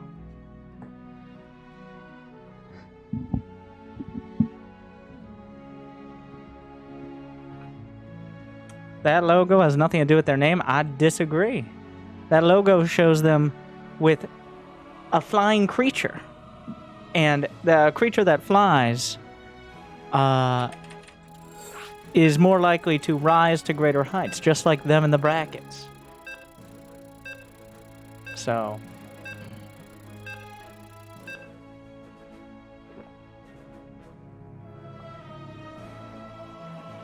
also, it's got the alpha thingy. But mostly, Dragon Phoenix Gaming has nothing on this, and they're not in the North American Apprentice Team League. Their mistake. Classic mistake. But, you know what's not a mistake? These two players. Let me introduce.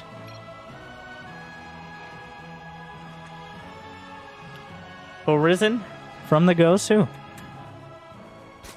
Or RNGPro, which is a little easier to say each time. Speaking of RNGPro's prototype, a Zerg. And in the top left, from Genesis Gaming, we got Foxer, harkening back to Marine King, aka Foxer, aka Boxer, until Boxer's like, yo, bro, why are you named Boxer? He's like, okay, I'm fake Boxer. The name's Foxer. But this isn't Foxer, this is Foxer. So now you know. It is clear.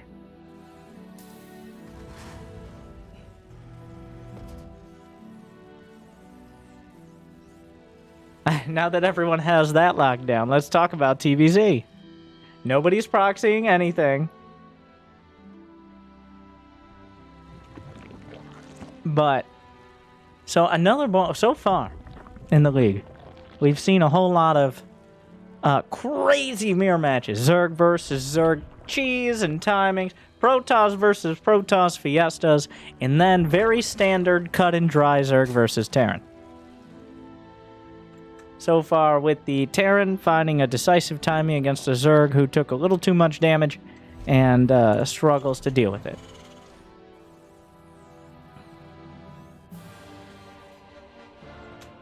I, so far, expect this to happen again.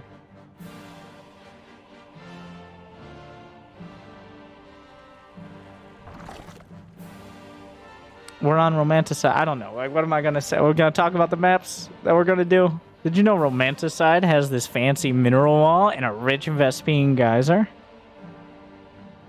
I don't believe, unlike in Jagannatha, there's a dog on the map. So we can't even talk about a dog on the map, which is disappointing. Did he not make any Oh, he made Zerglings. Okay. Will the Reaper kill a leg?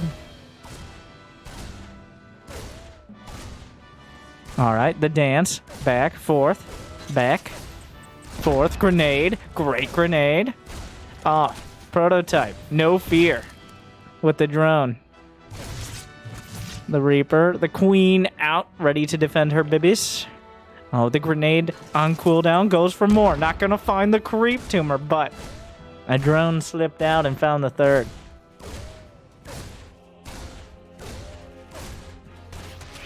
The Zerglings chewing on the rocks as well. No cannon rush is going to be coming in here. And, of course, in classic Foxer / Marine King / Boxer / then Foxer manner, the ultimate Terran greed! Not that this is particularly unique in the meta at the moment. A lot of Terrans thinking they can get away with 3 command centers.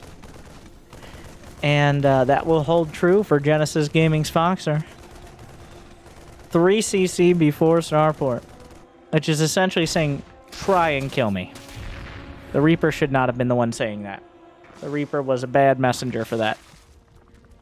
Prototype kills the messenger. A couple Hellions will show up. Yep, that's still a queen. Just goes the other way. So that 3rd command center is screaming, come on, try and kill me. And Prototype says, okay. Roach Warren, on the way. And I think he's going to build a bunch of roaches. Got it banked up. There you go. Though Foxer with the appropriate opener to follow this up. A Banshee with Cloak. Not that that will be incredibly relevant against an attack, but just in general. If you don't go for the Banshee, you actually are asking to die. If the Zerg attacks with anything of substance, you will take a lot of damage. But the Banshee is kind of saying like, well, at least I'll be able to deal with some of it, even though some damage will probably be taken.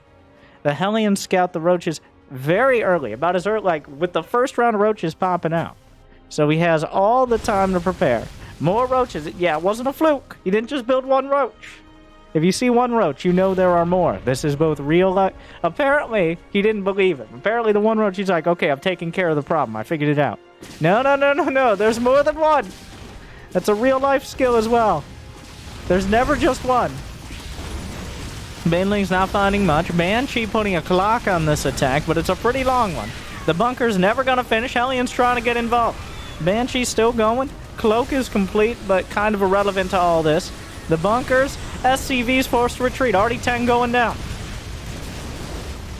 Roaches and Ravagers trying to bust up the ramp right now. Hellions not well known for their effectiveness. The depots will not raise as the Hellions and SCVs were standing on top of them. Another Banshee, gonna double the efforts of these air-to-ground units. And 26, 27 SCVs, 27 SCVs will die. Like, that's a devastating attack. No, that is par for the course. The question will be, is that enough?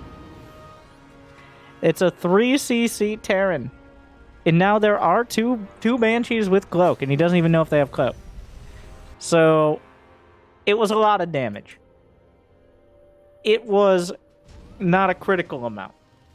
Foxer is left with 30 SCVs now, and he's dropping mules, which means the Great Income Valley will level off, as those mules supplement the income dramatically, worth about 5 SCVs apiece, while they're mining. So despite all the damage done, with the addition of the Cloak Banshees, and the fact they exist at all, I think it was better still for Prototype, but not by the margin it looks like, if you're just going off the kills. The lack of production and the upgrade disadvantage will factor in, but getting a Banshee here, there's still the 3cc to deal with. The fact that a lair is already done is good, but this is not a tiny army out of Foxer. He's managed to put together a pretty solid chunk of units. And with 2 medevacs coming out, I'm not sure. He doesn't have an armory, right? No. No armory. Dropping creep at the 3rd. Small but effective move. Haven't seen that. This match playing out pretty much like a Wings of Liberty match so far. Down to the Overlord. Oh, he brings everyone back. At this point, he may just... I guess he'll move out. Okay, there's no threat to the medevacs, at least that he knows of yet. And there is no Spire on the way. Prototype up to 71 drones, slaps down a Hydra den. The creep spread lacking, as it often is when you have minimal queens and maximum roaches in their base. And with next to no creep outside the 3rd, it is actually under potential threat. Are there any banelings? 0 banelings. Which is a surprisingly low number considering he saw the army. And he saw the medevacs. And suddenly, wait a second. The banelings are finishing. So is 1-1 here for Prototype. But he may not get the chance to use it because he has no units. Some banelings rolling in. No combat shield is about to finish. It just now finishes, but it's a little too late.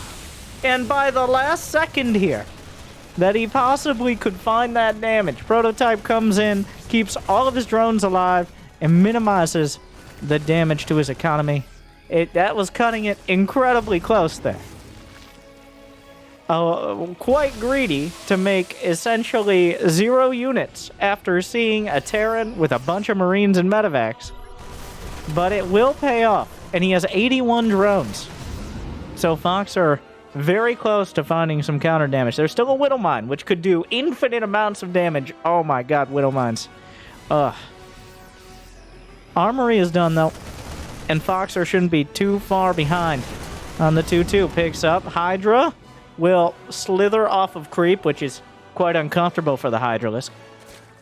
Oh, no! And don't you come back. You guys? They could be anywhere. This guy's playing Minecraft.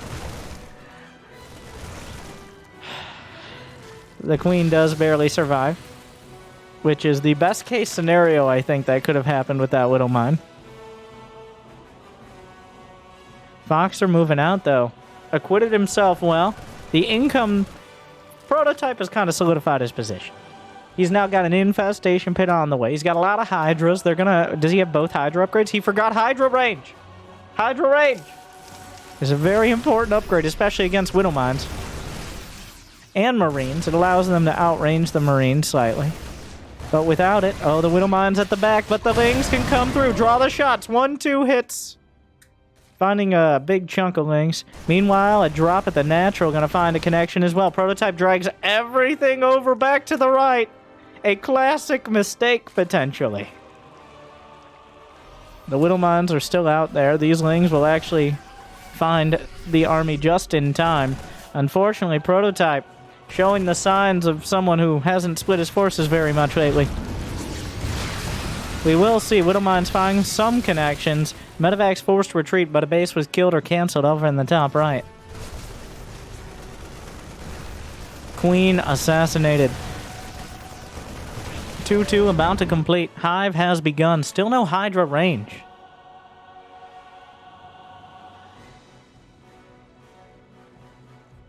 Foxer finds his fourth.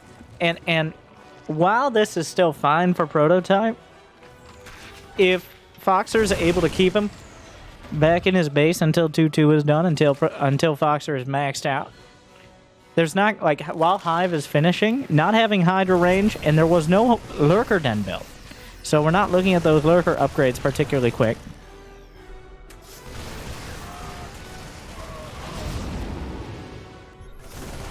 Another attack at the front. Medevacs on 3 sides, really demonstrating that multi-pronged Terran effectiveness. Picks up. Bruises the Medevacs. There's no detection here. The Whittle Mine's finding connections. Prototype maxed out, but not able to find any angles as Foxer hits him from left, right, and center. Another Medevac drop coming in from the right side. Lings will move to intercept, as will the majority of the army. This army drops out. The Banelings headed somewhere. Going in towards the natural. 3-3 starts for melee attack. Lurker Den, a little late, but better late than never. Meanwhile, the Banelings, this is happening. Banelings find a few connections, maybe not worth their cost quite yet. The Banshee, they're still, remember this one? 19 kills and counting. Its work is not done yet. It's been a while since it was brought in. Meanwhile, Marines making their way into the third. Running over the minefield again is Prototype. Reinforcements trying to help. 2-2 now done for Foxer. Splitting and stimming back. Several Banelings trying to split. Does an okay job. The lack of Hydra speed starting to really hurt here. Or not Hydra speed, Hydra range.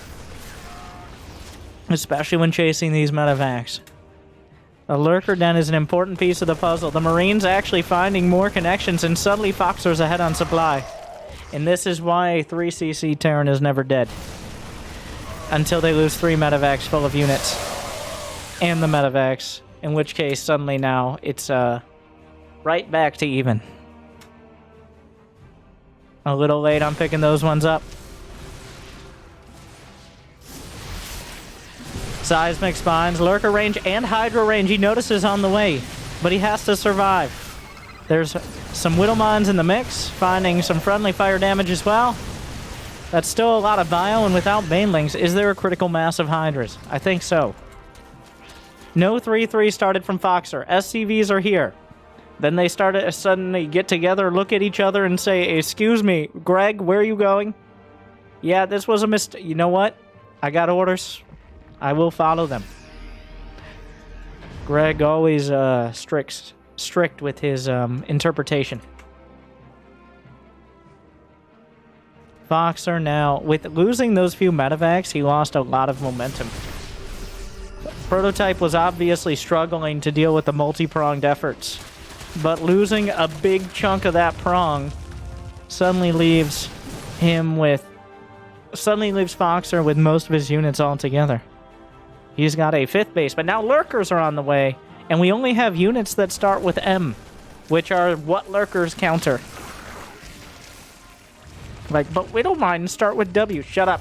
Nobody likes you or people who act like that. You know what I meant.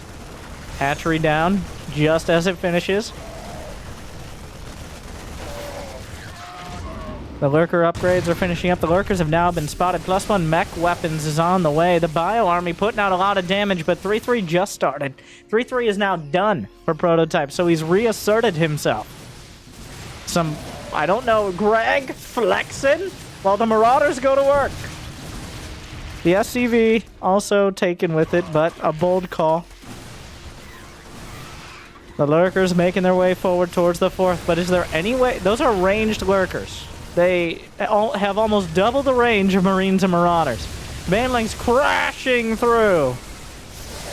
Widowmine's trying to slow things down, finding some connections, but Widowmine's almost useless against the lurkers. Drones, good luck with that. A lot of drones going to die in that effort. Foxer actually re-micros the Marines, which is happening. A lot of drones. A lot of drones. Like a critical amount of drones. That was actually 15 drones by 3 Marine drop doing more damage than hundreds of Marines before them. There's a Overlord dropping creep over here, which is just unrelated. This tank very, very interested in the obliteration of these rocks. Changeling's just kind of out there. Losing 15 drones there is... Well, you can see it. Look at the supply. Those 15 drones, not just in there... Oh, that Big Gabe out... Oh. Almost turned all the lurkers around himself.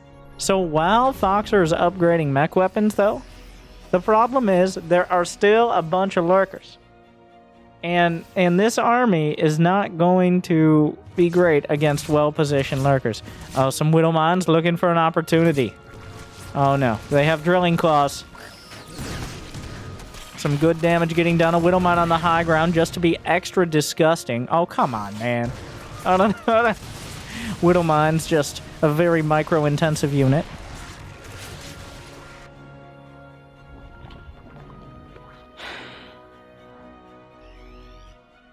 Meanwhile, the Widowmine was cleaned up. But Prototype still... Well, Prototype is down 40 supply, and 3-3 is about to finish. Fox are finally adding on some tanks here. The lurkers getting up in it, dunking their faces down after adaptive talons are done. There's a birdling over here. Unfortunately, not any more than that. And also, I think that was supposed to block the command center, of which you had one job. The tank count is starting to get pretty solid here.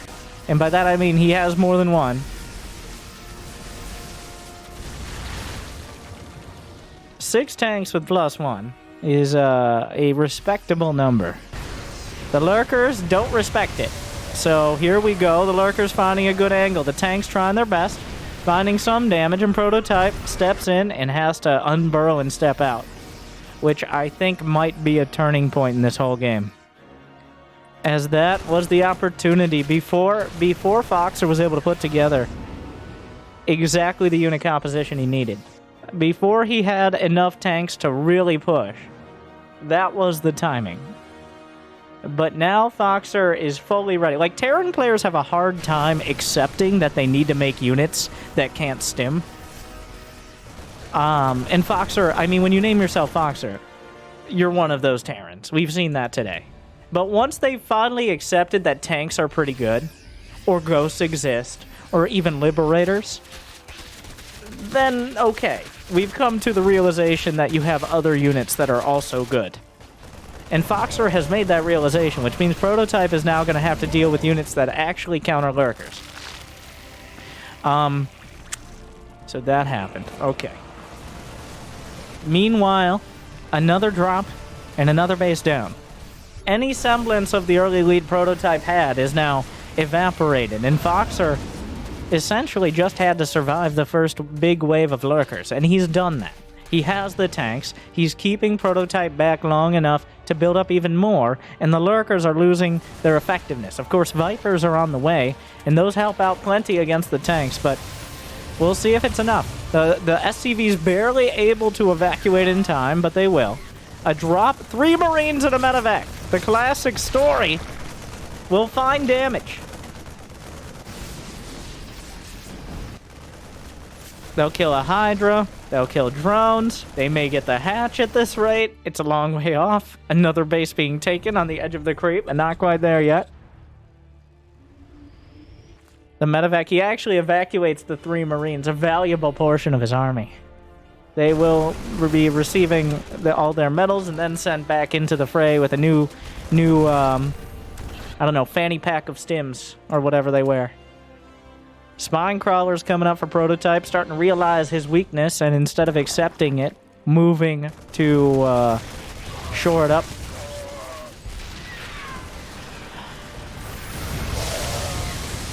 Tanks into position, but this base, the lurkers move faster than the tanks usually, once they have speed and creep especially. Those rocks are taken down. Prototype, a bit of a disjointed effort here. The Vipers are also involved. One goes down. Not sure what's happening here. It wasn't good, though. It started out good, as many fights do for Zerg, but the longer the fight goes on, the Terran starts to take more and more victories. And that's a lot of tanks now. There is Ghost Shockwaves on the way. The lurkers ready to step forward, but the tanks are on the back of the mineral wall here. There could be some poles or maybe some blinding clouds. Blinding clouds also work against Hydras. That is an unfortunate fact there for Prototype as he tried to move in. And you can't kill tanks with blinding cloud. You just temporarily make them unhappy about the situation. Alright. Now, the Bio Army has been all but eviscerated. Only the tanks will survive. I don't know what happened here. There's a bruised command center and a full HP command center right next to each other. Also, the main is gone. So, I'm not sure what this story is telling us, but there is a story there that we entirely missed. A whole lot of medevacs here. All scouting. Scouting for any additional bases. Prototype doesn't have that many to work with. He's fully committed to the northern side. A few Zerglings looking for an opportunity. They may incidentally scout the Liberator on the way. The medevacs for all over here. Like 9 Marines and 9 medevacs. It doesn't really help too much. The Zerglings taken out. Somehow this command center now even more badly bruised. And will it burn? We'll return to this. More at 9. The tanks this time will be yanked in and sliced up. Some great abducts. And Foxer will lose a lot of key units, but so does Prototype as well. The orbital continues to burn. Not a huge deal, as there are a few more command centers on the way. Will it burn?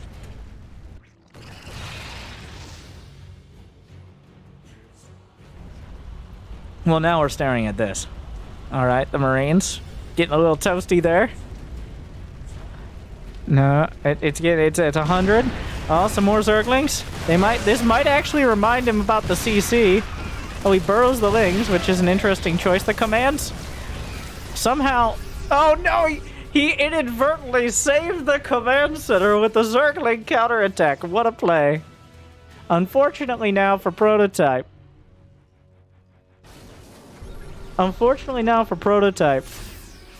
Foxer has built the army. He has ghosts, he's got tanks, he's got just enough bio to buffer. In fact, oh well, the Marines were really trying to go full Flash there, but he's named after Boxer, not Flash. He tried to dance around the lurker spines, but 10 lurkers is a few too many. Now, he'll get the orb. Revenge! He does get the orbital. So, at the end of the day, will he get 2? That's a lot of commitment, but he gets both. The ghosts will find the angles. Meanwhile, oh, that's not a planetary here. Wait a second. There's not that many units here, as both players are starting to realize they're both sending in whatever they can uproot or unsiege easily. Or that can't at all, of course. As the fight kind of adjusts slightly. A Burrowling assaulted by multiple SCVs, unable to do anything about it. Citizen's arrest. A Spire feels kind of awkward in the production tab, but 25 minutes in, we'll explore it. As this game has turned into quite a slugfest. It does feel like Prototype has consistently taken worse fights. He's lost 4,000 more gas and 10,000 more minerals, so I feel factually correct in that statement. But Foxer doesn't seem to be... Oh, the EMPs get all of the Vipers, which may cause him to reconsider. It does not. That's a lot of tanks. Whoa, whoa, whoa, whoa, whoa, whoa, whoa! And as always, the Zerg wins the start of the fight, but the Terran, if left alive, will win the rest of it. As Zerg, it's a lot about front-loading your damage to the extent that Terran can't recover from it. But as time goes on, the medevacs start healing, the snipes start going off, the tank shots start racking up. And the Zergling runs out of banelings and sometimes lurkers. And speaking of which, where are the lurkers? There's one lurker. Where did the lurkers go? In the ill-fated strike of 19 minutes, many lurkers fell and have yet to be replenished. So it's just Hydraling Bane against an army that's even better equipped than before to deal with Hydraling Bane. The Hydra's kind of left out to dry here. Like, Ghosts on their own, they don't even need snipe. They're just good against Hydras, Lings, and Banes. They have extra damage. They throw out the snipes as well. You can't turn your backs. Suddenly, Foxer finds himself up 30 supply with a comfortable unit composition closing in on most of the rest of the economy. Some of the drones were evacuated. But if Prototype doesn't do something soon, this game will come to an inevitable conclusion. That the Hydraling and Bane is not going to cut it. We're past that stage. It's obsolete. You're bringing, like, your musket to an automatic rifle fight. In fact, with Marines and power armor. In fact, you're not even bringing your musket. You're bringing a bunch of claws. And some larger slithery snakes with fancy claws that spit things at you. I don't know where they keep getting them from, but they keep doing it. Or maybe they throw. It's more. It seems like they spit them, but maybe they throw them. It's unclear. Spore crawlers fighting a command center, which is a rare but welcome sight.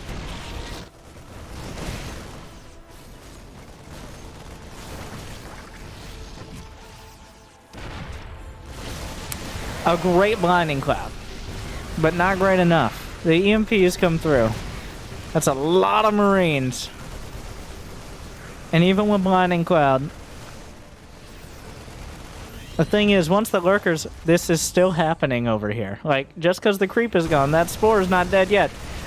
Most of the army is currently in... Hello! It's just not enough, though. Like, there's just not enough stuff. He gets through half the Marines. The other half really eager to follow their brothers. But it doesn't matter. At the end of the day, it's just too much Terran. Yep, this is still happening. What are you doing? He's mining gas. His job is to mine gas, so he will mine the gas. Don't question him.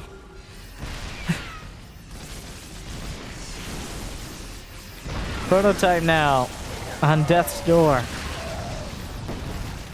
Even if he kills Foxer's army without losing a single unit, which is incredibly optimistic when banelings are involved, I don't know if there's any other room to recover here. The lurker's finding a lot of damage.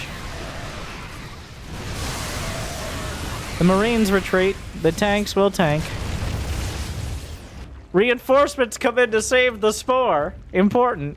but maybe not the game changer Prototype was looking for. The Overlord comes in, and here comes some spine crawlers. Reinforcements have arrived in possibly the least relevant part of the map. Unfortunately, though, Prototype will likely be losing the rest of his economy as the tanks with a barrage. Oh, Blinding Cloud could help here. Doesn't actually get all the tanks with it. And there's still Marines, which are pretty good. Yeah. Uh-oh. Speaking of, oh my. Well, there's nowhere to run. Here come the lurkers, but oh no. Oh wow. Does he have high ground? He has high ground vision now. Meanwhile, also Marines. But how does this... Oh, the battle has ended. But Prototype still holds on to one base and 41 drones, but it's over. It's been a long, arduous climb back from down 25 workers 25 minutes ago. But Foxer has made that climb. And at the end of it, will come out victorious, barring Prototype going to his house and ripping out his Ethernet cable. In which case, we'd probably just restart the game from this point, so it wouldn't help very much. And then using that Ethernet cable to strangle Foxer. This game is over. So, Foxer somehow down to 40 SCVs, which frees up more army supply.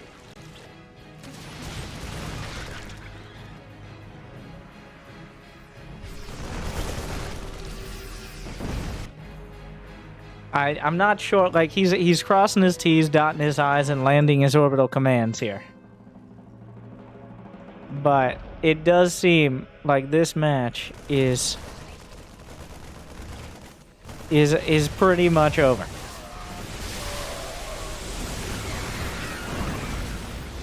And by that I mean he's super dead. Like, Prototype is super dead. But he has lurkers, he has vipers, and he has a dream. Not enough of any of those. He actually has 7 vipers, with 1 viper of energy between them, but still. Okay, 1 Zergling. Get him! Oh. Oh, well, that's a little disproportionate. Get him! Yeah, like, ghosts aren't bad against Zergling. They actually have extra damage against light and a ton of HP. They have almost double the HP of a Marine, so...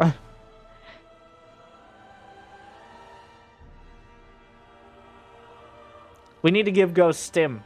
That way we can kill them easier. You see, it's a blessing in disguise. With all their fancy psionic powers, you think they'd have stim pay. Alright, so Foxer moving in. We'll see if Prototype can delay the inevitable. Snipe, CMPs.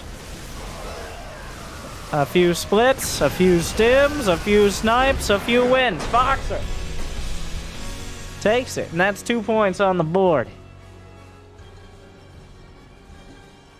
He turned it around. It was an effort, but Foxer showing his strength, and Prototype unable to keep up.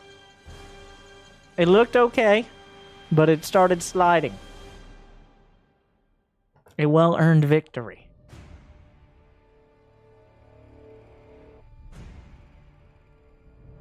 And that will bring us to Game 3. And while Genesis Gaming may be up 3-0 after this. Well, we'll see. We're going to be playing all 5 matches because this is the regular season of the NA Apprentice Team League. So you have all season to contribute via Match Arena with the NATL command. And either for free, for the low cost of free, send in 50 cents at the NATL code. And yes, if you're on YouTube, you can do that as well. Because we'll be running it, I believe, 7 weeks, 6 weeks of regular season and 1 week of playoff match. So, but you can be the first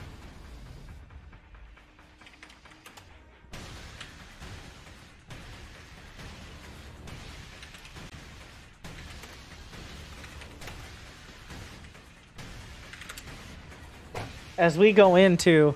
Oh, come on.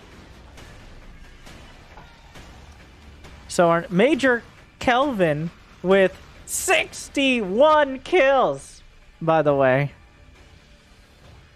Including how many Terran units? 6 Terran units, including another tank. So, this match will feature Galaxy versus...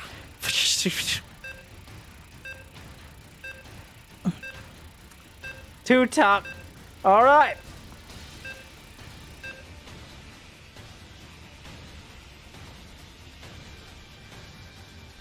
I think you can just call him Fish. Why would I? That is not his given name. His given name is Fish.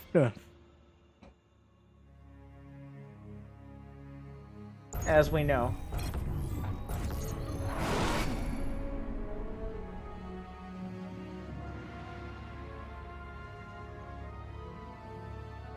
In the top right.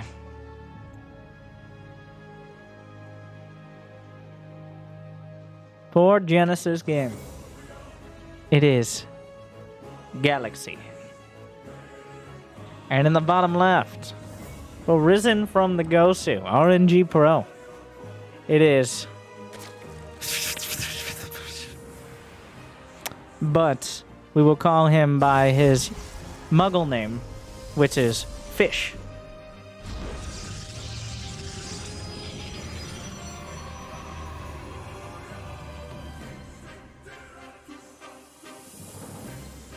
Zerg versus PROTOSS.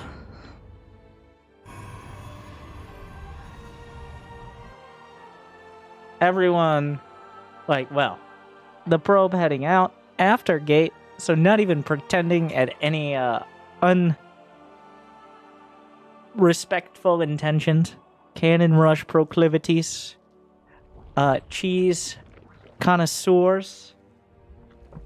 Aggression aficionados. Timing temptations. None of that.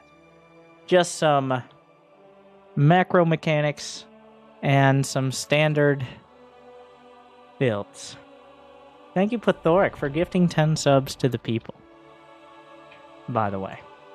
So that way they may use all the red and yellow cards appropriate for these players' chosen strategies. Do they deserve it? Who knows? But do they have that opportunity? Thanks to you, yes.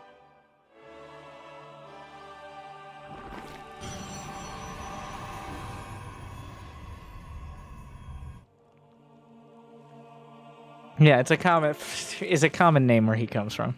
It's Welsh, okay? And also, why is he in this North American team? Well, he lives in Bakersfield. So, but not that one. The one in Montana. He has to walk uphill both ways for internet. Doesn't even make any sense. But here we are.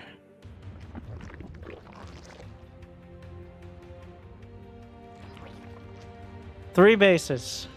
Stargate. Zergling speed. Queen. 1 out of 3 in guess. Other things your eyes will lie to you about, but I'm here to tell you. So far, shaping up for a relatively standard opener, but will we see an Oracle or a Void Ray? A Void Ray, which is slightly less standard. But then, will he have an Oracle afterwards? Only time will tell. I mean, it's not unstable, it's just kind of the order. Since the Void Ray is now discounted, it's a little sleeker, a little slimmer, builds a little faster. The Phoenix feeling a little jealous, to be honest, and you can't blame it, because the Void Ray is encroaching pretty heavily on Phoenix territory.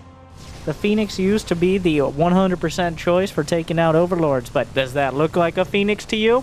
But they didn't name the expansion Legacy of the Phoenix, did they? No. Here we are. Wow. 1 Void Ray and a 3rd. He's like, I've got all I need. Oh, there's also an Adept here, but...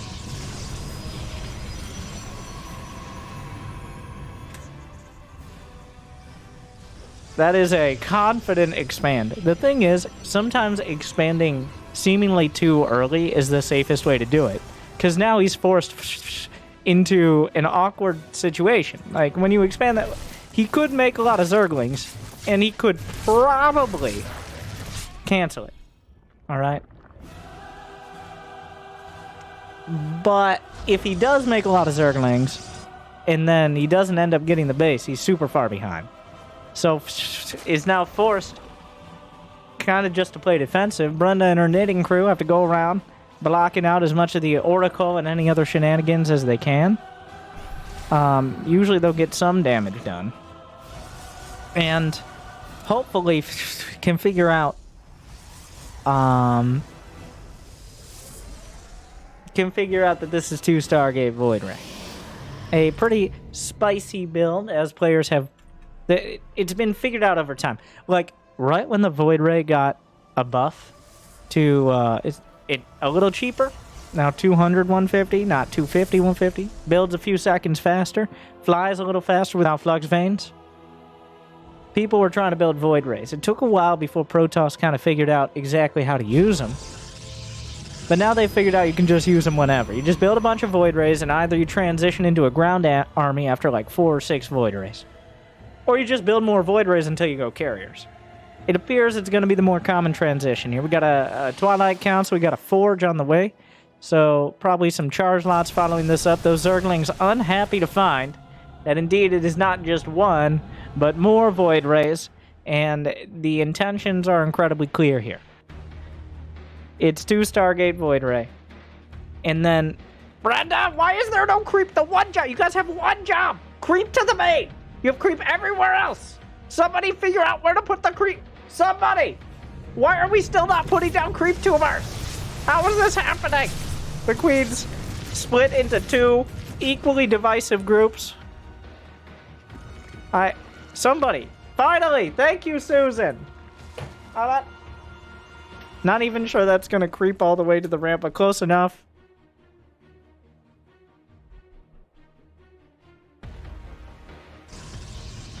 More gates on the way. How many Void Rays total? We got 6 total.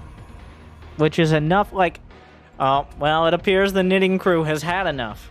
That is the only anti-air here. They're not just going to stand idly by. They're going to slowly, but surely make their way across the map. Not the German taxi build, just a good old-fashioned pub crawl here. As this is the anti-air alongside Roach Ravager. Will Galaxy be caught in between builds? Or in between parts of the build with Storm? Now canceled. Charge, 3/4 of the way done. +1, halfway there. Cannons, incomplete. Stasis 4, not a part of this. Or will he be able to get enough together? The Queen should be enough. Spots the stasis. The cannons are not up. Corrosive Bliles sent that across the board. The Queens should be enough anti-air. The transfuses. The revenge has arrived. A full spread of corrosive bile across the board. Throwing out more. Shield battery overcharge. Just going with the bird shot there. Looking for more. Finds a Void Ray. The Queen's still going to work. +1 is done. The Queens providing a lot of anti-air. Void Rays all down, cleaned out of the sky. One Archon versus the world. And the world is doing a lot of damage right now. Finding a great timing. One Immortal. Charge is done. +1 is coming up, but I don't know if he'll live to see the day. The Immortal versus the Queens. The ultimate battle. We got him. And suddenly, it looks like gonna be able to take down a game. With a decisive Queen timing. A regal execution. In Galaxy. Not able to survive. Takes down the first match for Risen from the Gosu. And puts him on the board. Hashtag Yas Queens. I see he appreciates it.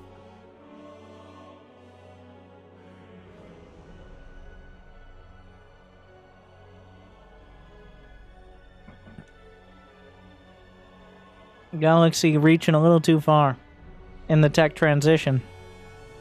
I appreciate the decisive Like, we're going. This is the build. We're doing it. Not like thinking about a Hydra den. He was reluctant even to creep towards his main because he didn't care about it. Because he was doing... That was the timing. That is the timing we're doing. And it worked out.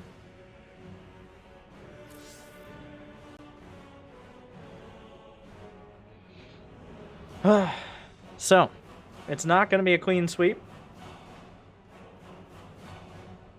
None of these teams yet are interested after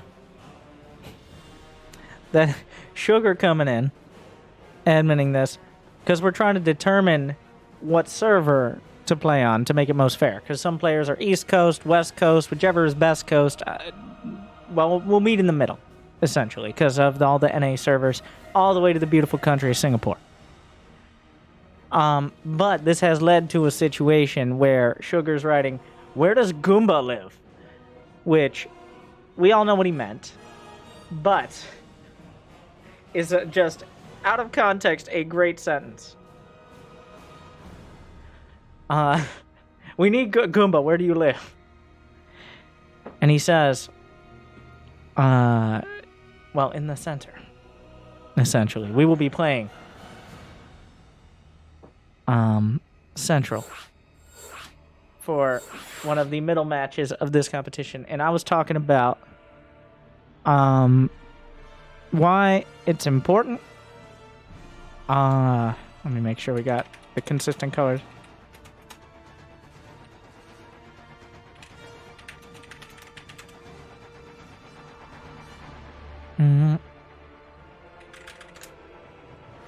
Because this is based on the record of the teams against each other. Round robin. Everybody's going to get a chance at everyone. So, Practice X showing up for Gen X. Nobody wants other teams to do well yet. Besides their own team, obviously. But a 3-2 is barely better than a 2-3. One game better. It's not one match. Actually, I'm not sure. It does matter. The winning record does matter.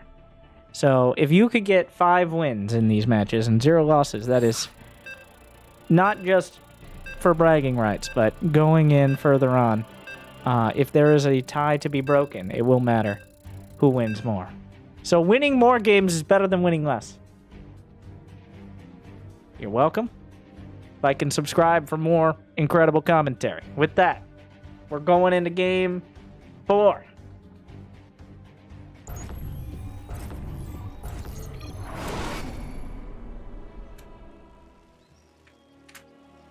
For Genesis Gaming, in the bottom left, with a new name every season, but we know who at heart he is. Wait, do I just call him Forever X? Or at some point I'm going to call him X. It's Practice X is his name. But he keeps changing it. I was partial to Baby Shark X. Personally, that he had it for a time, but we could just call him X, which would not be confusing at all. X, we got a real gamer name here. X Gen G X Forever X. So the triple X player being brought out for our first TVT. But let me make sure we introduce on the other side for Risen from the Ghost to RNGPro is Goomba. Where do you live, Goomba? Well, hopefully in the winner's column, because his team is down 2-1.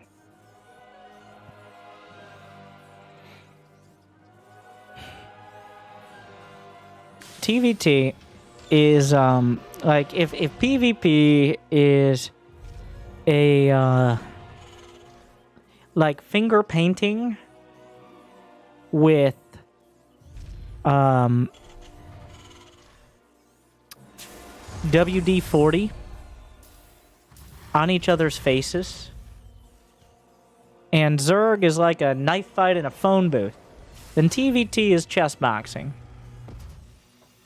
Much of TVT, even if it's a super early game, like aggressive build, is sit back, take a look, think, build up, and then for like 20 seconds, we punch each other as hard as we can in the face, and then back to the board.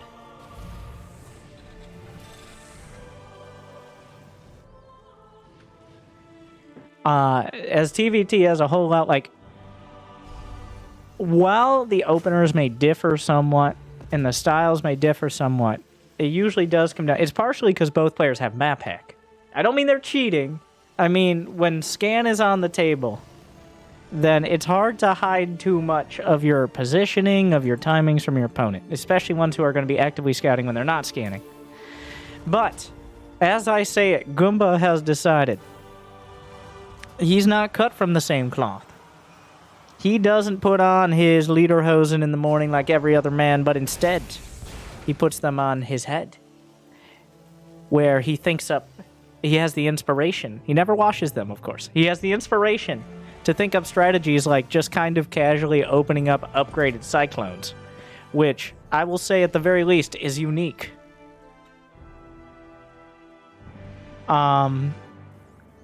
This is not a strategy I've seen utilized by many players. Maybe as like a one-base build, but not as a I'm just kind of going upgraded cyclone build. There have been times when things like this have, like, Terrans have tried it out, like, they've tried the lederhosen strat, but most Terrans are like, okay, once you try it a second time, you realize if they know it's coming, you're going to get shut down. The thing is, these aren't best of ones, these matches. So even though these players have probably played on the ladder, you don't necessarily know what strategy your opponent's coming out with. And, while he's shown a Cyclone, that is not in and of itself weird. Like, so far, Practice X, he saw an early Cyclone, but it doesn't mean anything. Like, he doesn't know there are more Cyclones on the way. He doesn't know it's going to be Mac with 3CC. He just knows he went for an early Cyclone on a map where you can defend the high ground, which is not super rare at all. So, to Practice X, he's still kind of playing like this is a normie game, and that is his mistake. This is the North American Apprentice Team League, and we don't have those games. So, hopefully Baby Shark, Professor X can wake up and smell the mag field accelerator in the morning. Otherwise, he could be... I don't actually know, like... Because Cyclones aren't going to kill him. Right now, he's hunting for Ravens. Seeing if he can find any out there. The Raven, though, is staying at home, so... Is he just going to build a bunch of Cyclones? It's not, what was it, 2008? Well, there goes that. Uh-huh.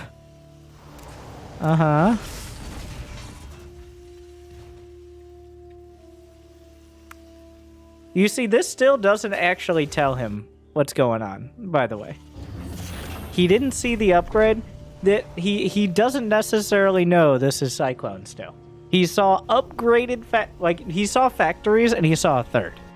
But nothing told him this is Cyclones until now, where he now knows this is definitely Cyclones, based on the Cyclones. Unfortunately, though, he's still flying his Raven into the Cyclone defense. And it just dies, which is the best case scenario right here for Mr. Goomba.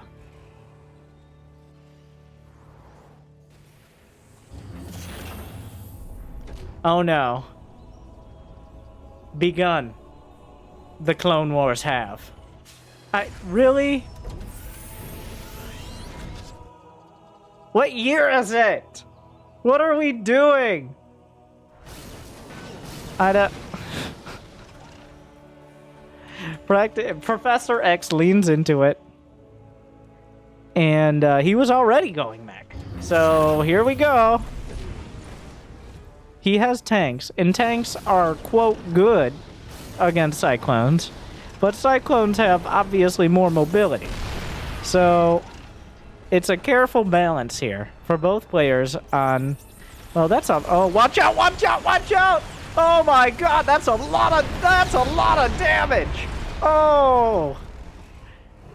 Yeah, no. That's bad. Oh, but the tanks will...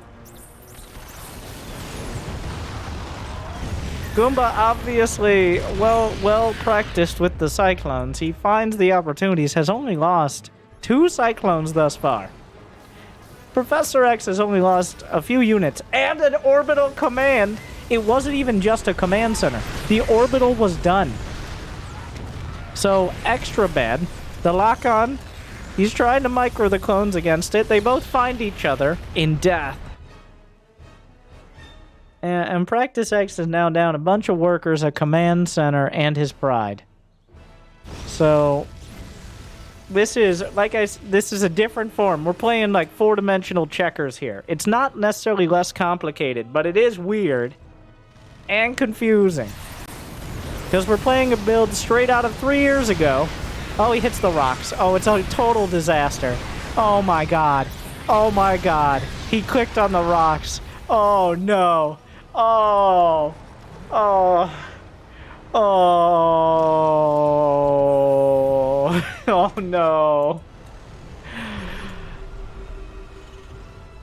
And just like that, even one tank, this game did rest on one tank volley. That was the only chance Practice X had of doing any sort of counter damage. And he shot it directly into the rocks.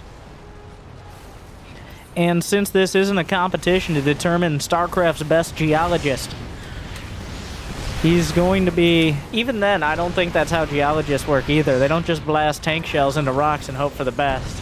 So, in both competitions, Practice X is definitely losing here. In the most... Oh, yeah, this is that... Well, Goomba's going to be taking this one. Practice X unable to step on him in time.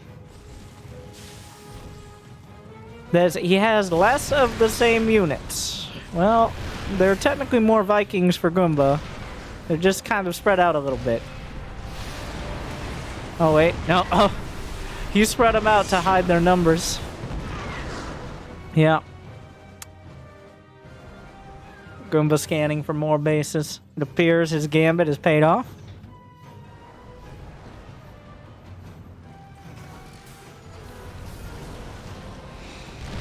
No. No, God. Alright. Well, it's all tied up. Goomba with the... Definitely the creative opener. I'm pretty sure that was Goomba. That was it. Like, that's a build he does. Okay. Whereas Practice X was like, well, frack it. We're going for it too. And it was pretty clear which player was more experienced with the clones.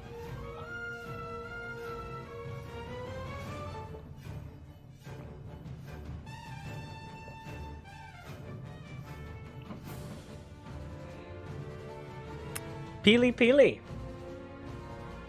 Coming up next for Genesis Gaming. Peely, a top Grandmaster player.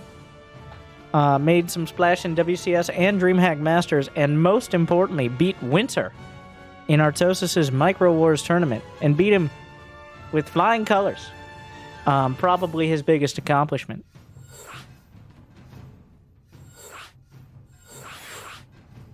Going into the final match.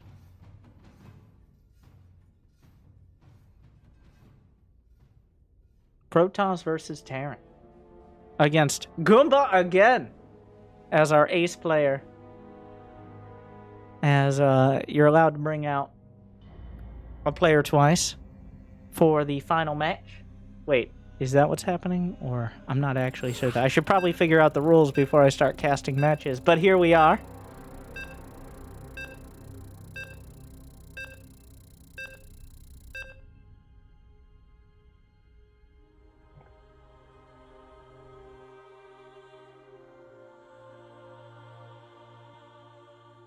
Oh yeah, he also won the Micro Wars tournament. But that's a less relevant accomplishment.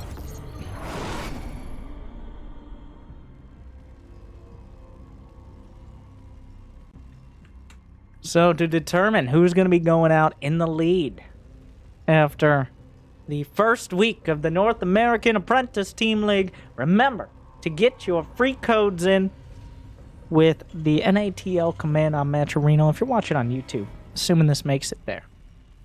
Assuming Jimmy doesn't screw something up, in the description below.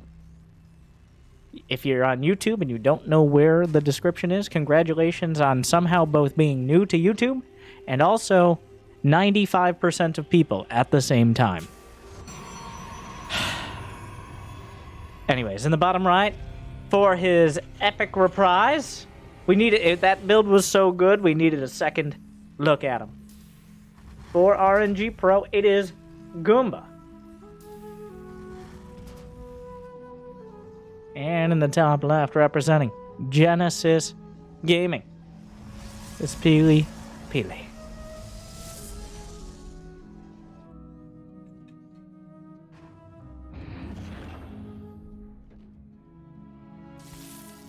Probe meets SCV. SCV attacks Probe. Probe says, I can't believe you thought I was going to be...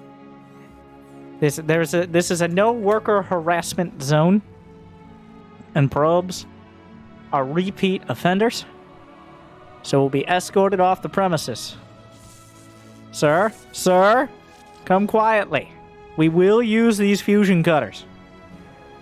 Sir, unfortunately they are exactly the same speed, which does make things a little awkward.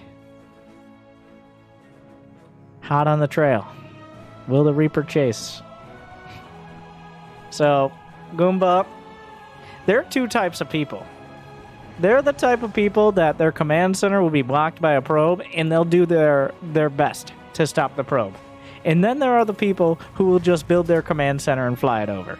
And I am not surprised that Goomba is that type of person. Seeing that last build in that last game, he's probably the type of person who runs 4 Hellions in TVZ. And they could be your neighbor. Like 1 in 4 Terrans is one of those people. I'm not proud to say it, but you may know some of those Terrans. Don't judge them, but get them help.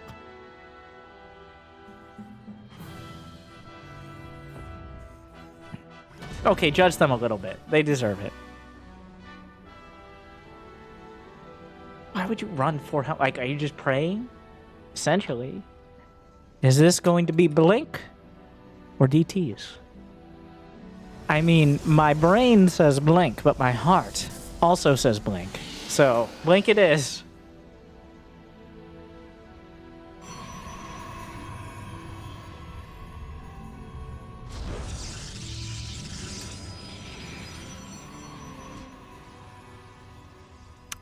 What is it going? Don't just... Okay, what is that? That's a starport. He's building a tech lab. It could just be for tanks. It likely will. But there's also a tech lab lined up for the starport here. Which is... Ravens are not uncommon. He's got the gas lined up. But... Is it a Raven? The suspense is killing me. Oh, he builds a tank. Gets cloak. Alright. And... No, you need minerals for your Banshee. And... A Banshee! There it is!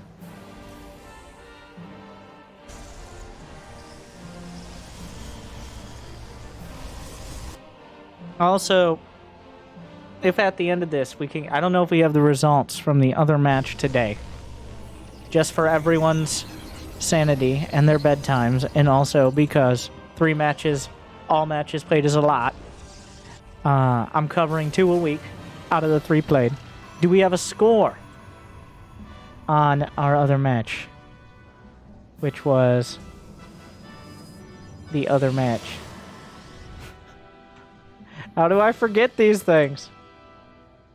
eXoN Nina versus Psystorm Gaming. There you go. Thank you, Jimmy. Has been postponed.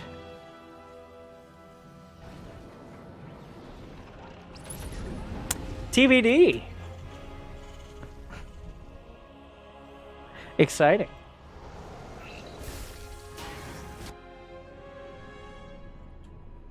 We'll have to see how these matches shake out for the brackets then. In weeks from now. Is this going to be... He's building a lot of Banshees.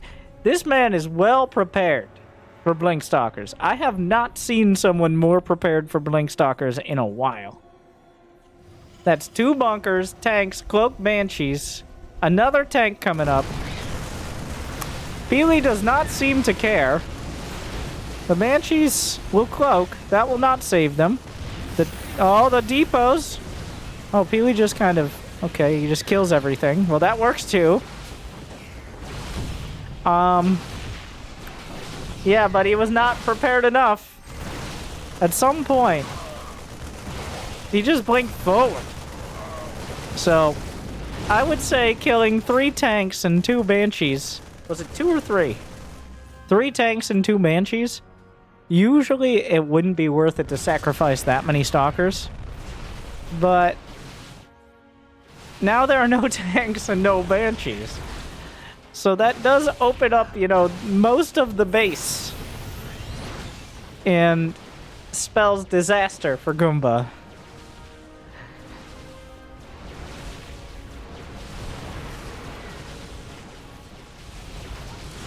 Peely just kind of ran him around and executed all of his defenses with great haste. Peely doesn't have a third. He's very committed. He's got 7 gates on this. There's some zealots in the prism just to make things more interesting. This is actually pretty dicey. Is he out of range? Doesn't matter. Peely executes Goomba to put Genesis Gaming over the top with a 3-2 in match week 1. Peely making it look pretty easy there. Decisive and deadly. 2 words that can be used to describe Peely. I can think of other words, but I'll let you guys come up with them.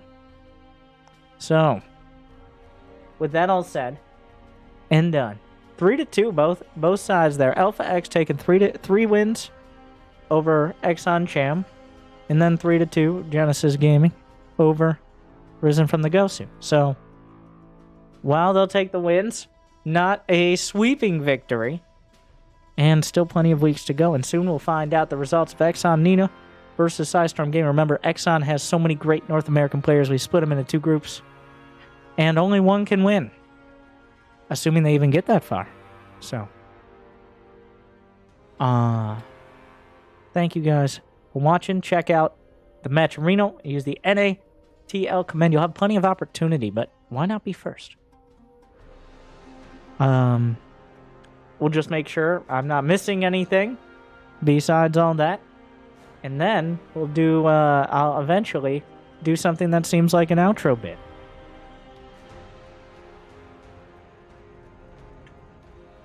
So, some good games for the fans. Somehow the Zealot takes all the glory. Yeah, there's no Stalker in a cinematic. Like, look at this Stalker blink around and do little bitch things. It's always the Zealots. Like, I'm gonna charge in and die. Even though the Stalker is probably the more effective unit most of the time. But of course, even his name is Victor, which is like 9/10 of the way to victory. So,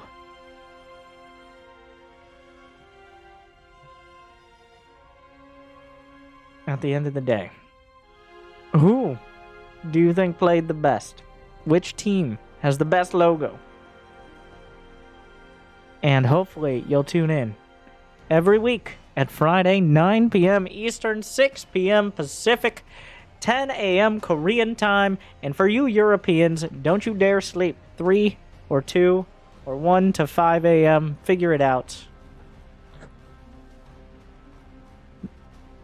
You can already see which teams will play next week. I like being surprised because I'm lazy. Who doesn't? But thank you for watching. I hope you enjoyed. If relevant, like, subscribe, and check out the match Reno. Thanks for watching. Good luck, and have fun.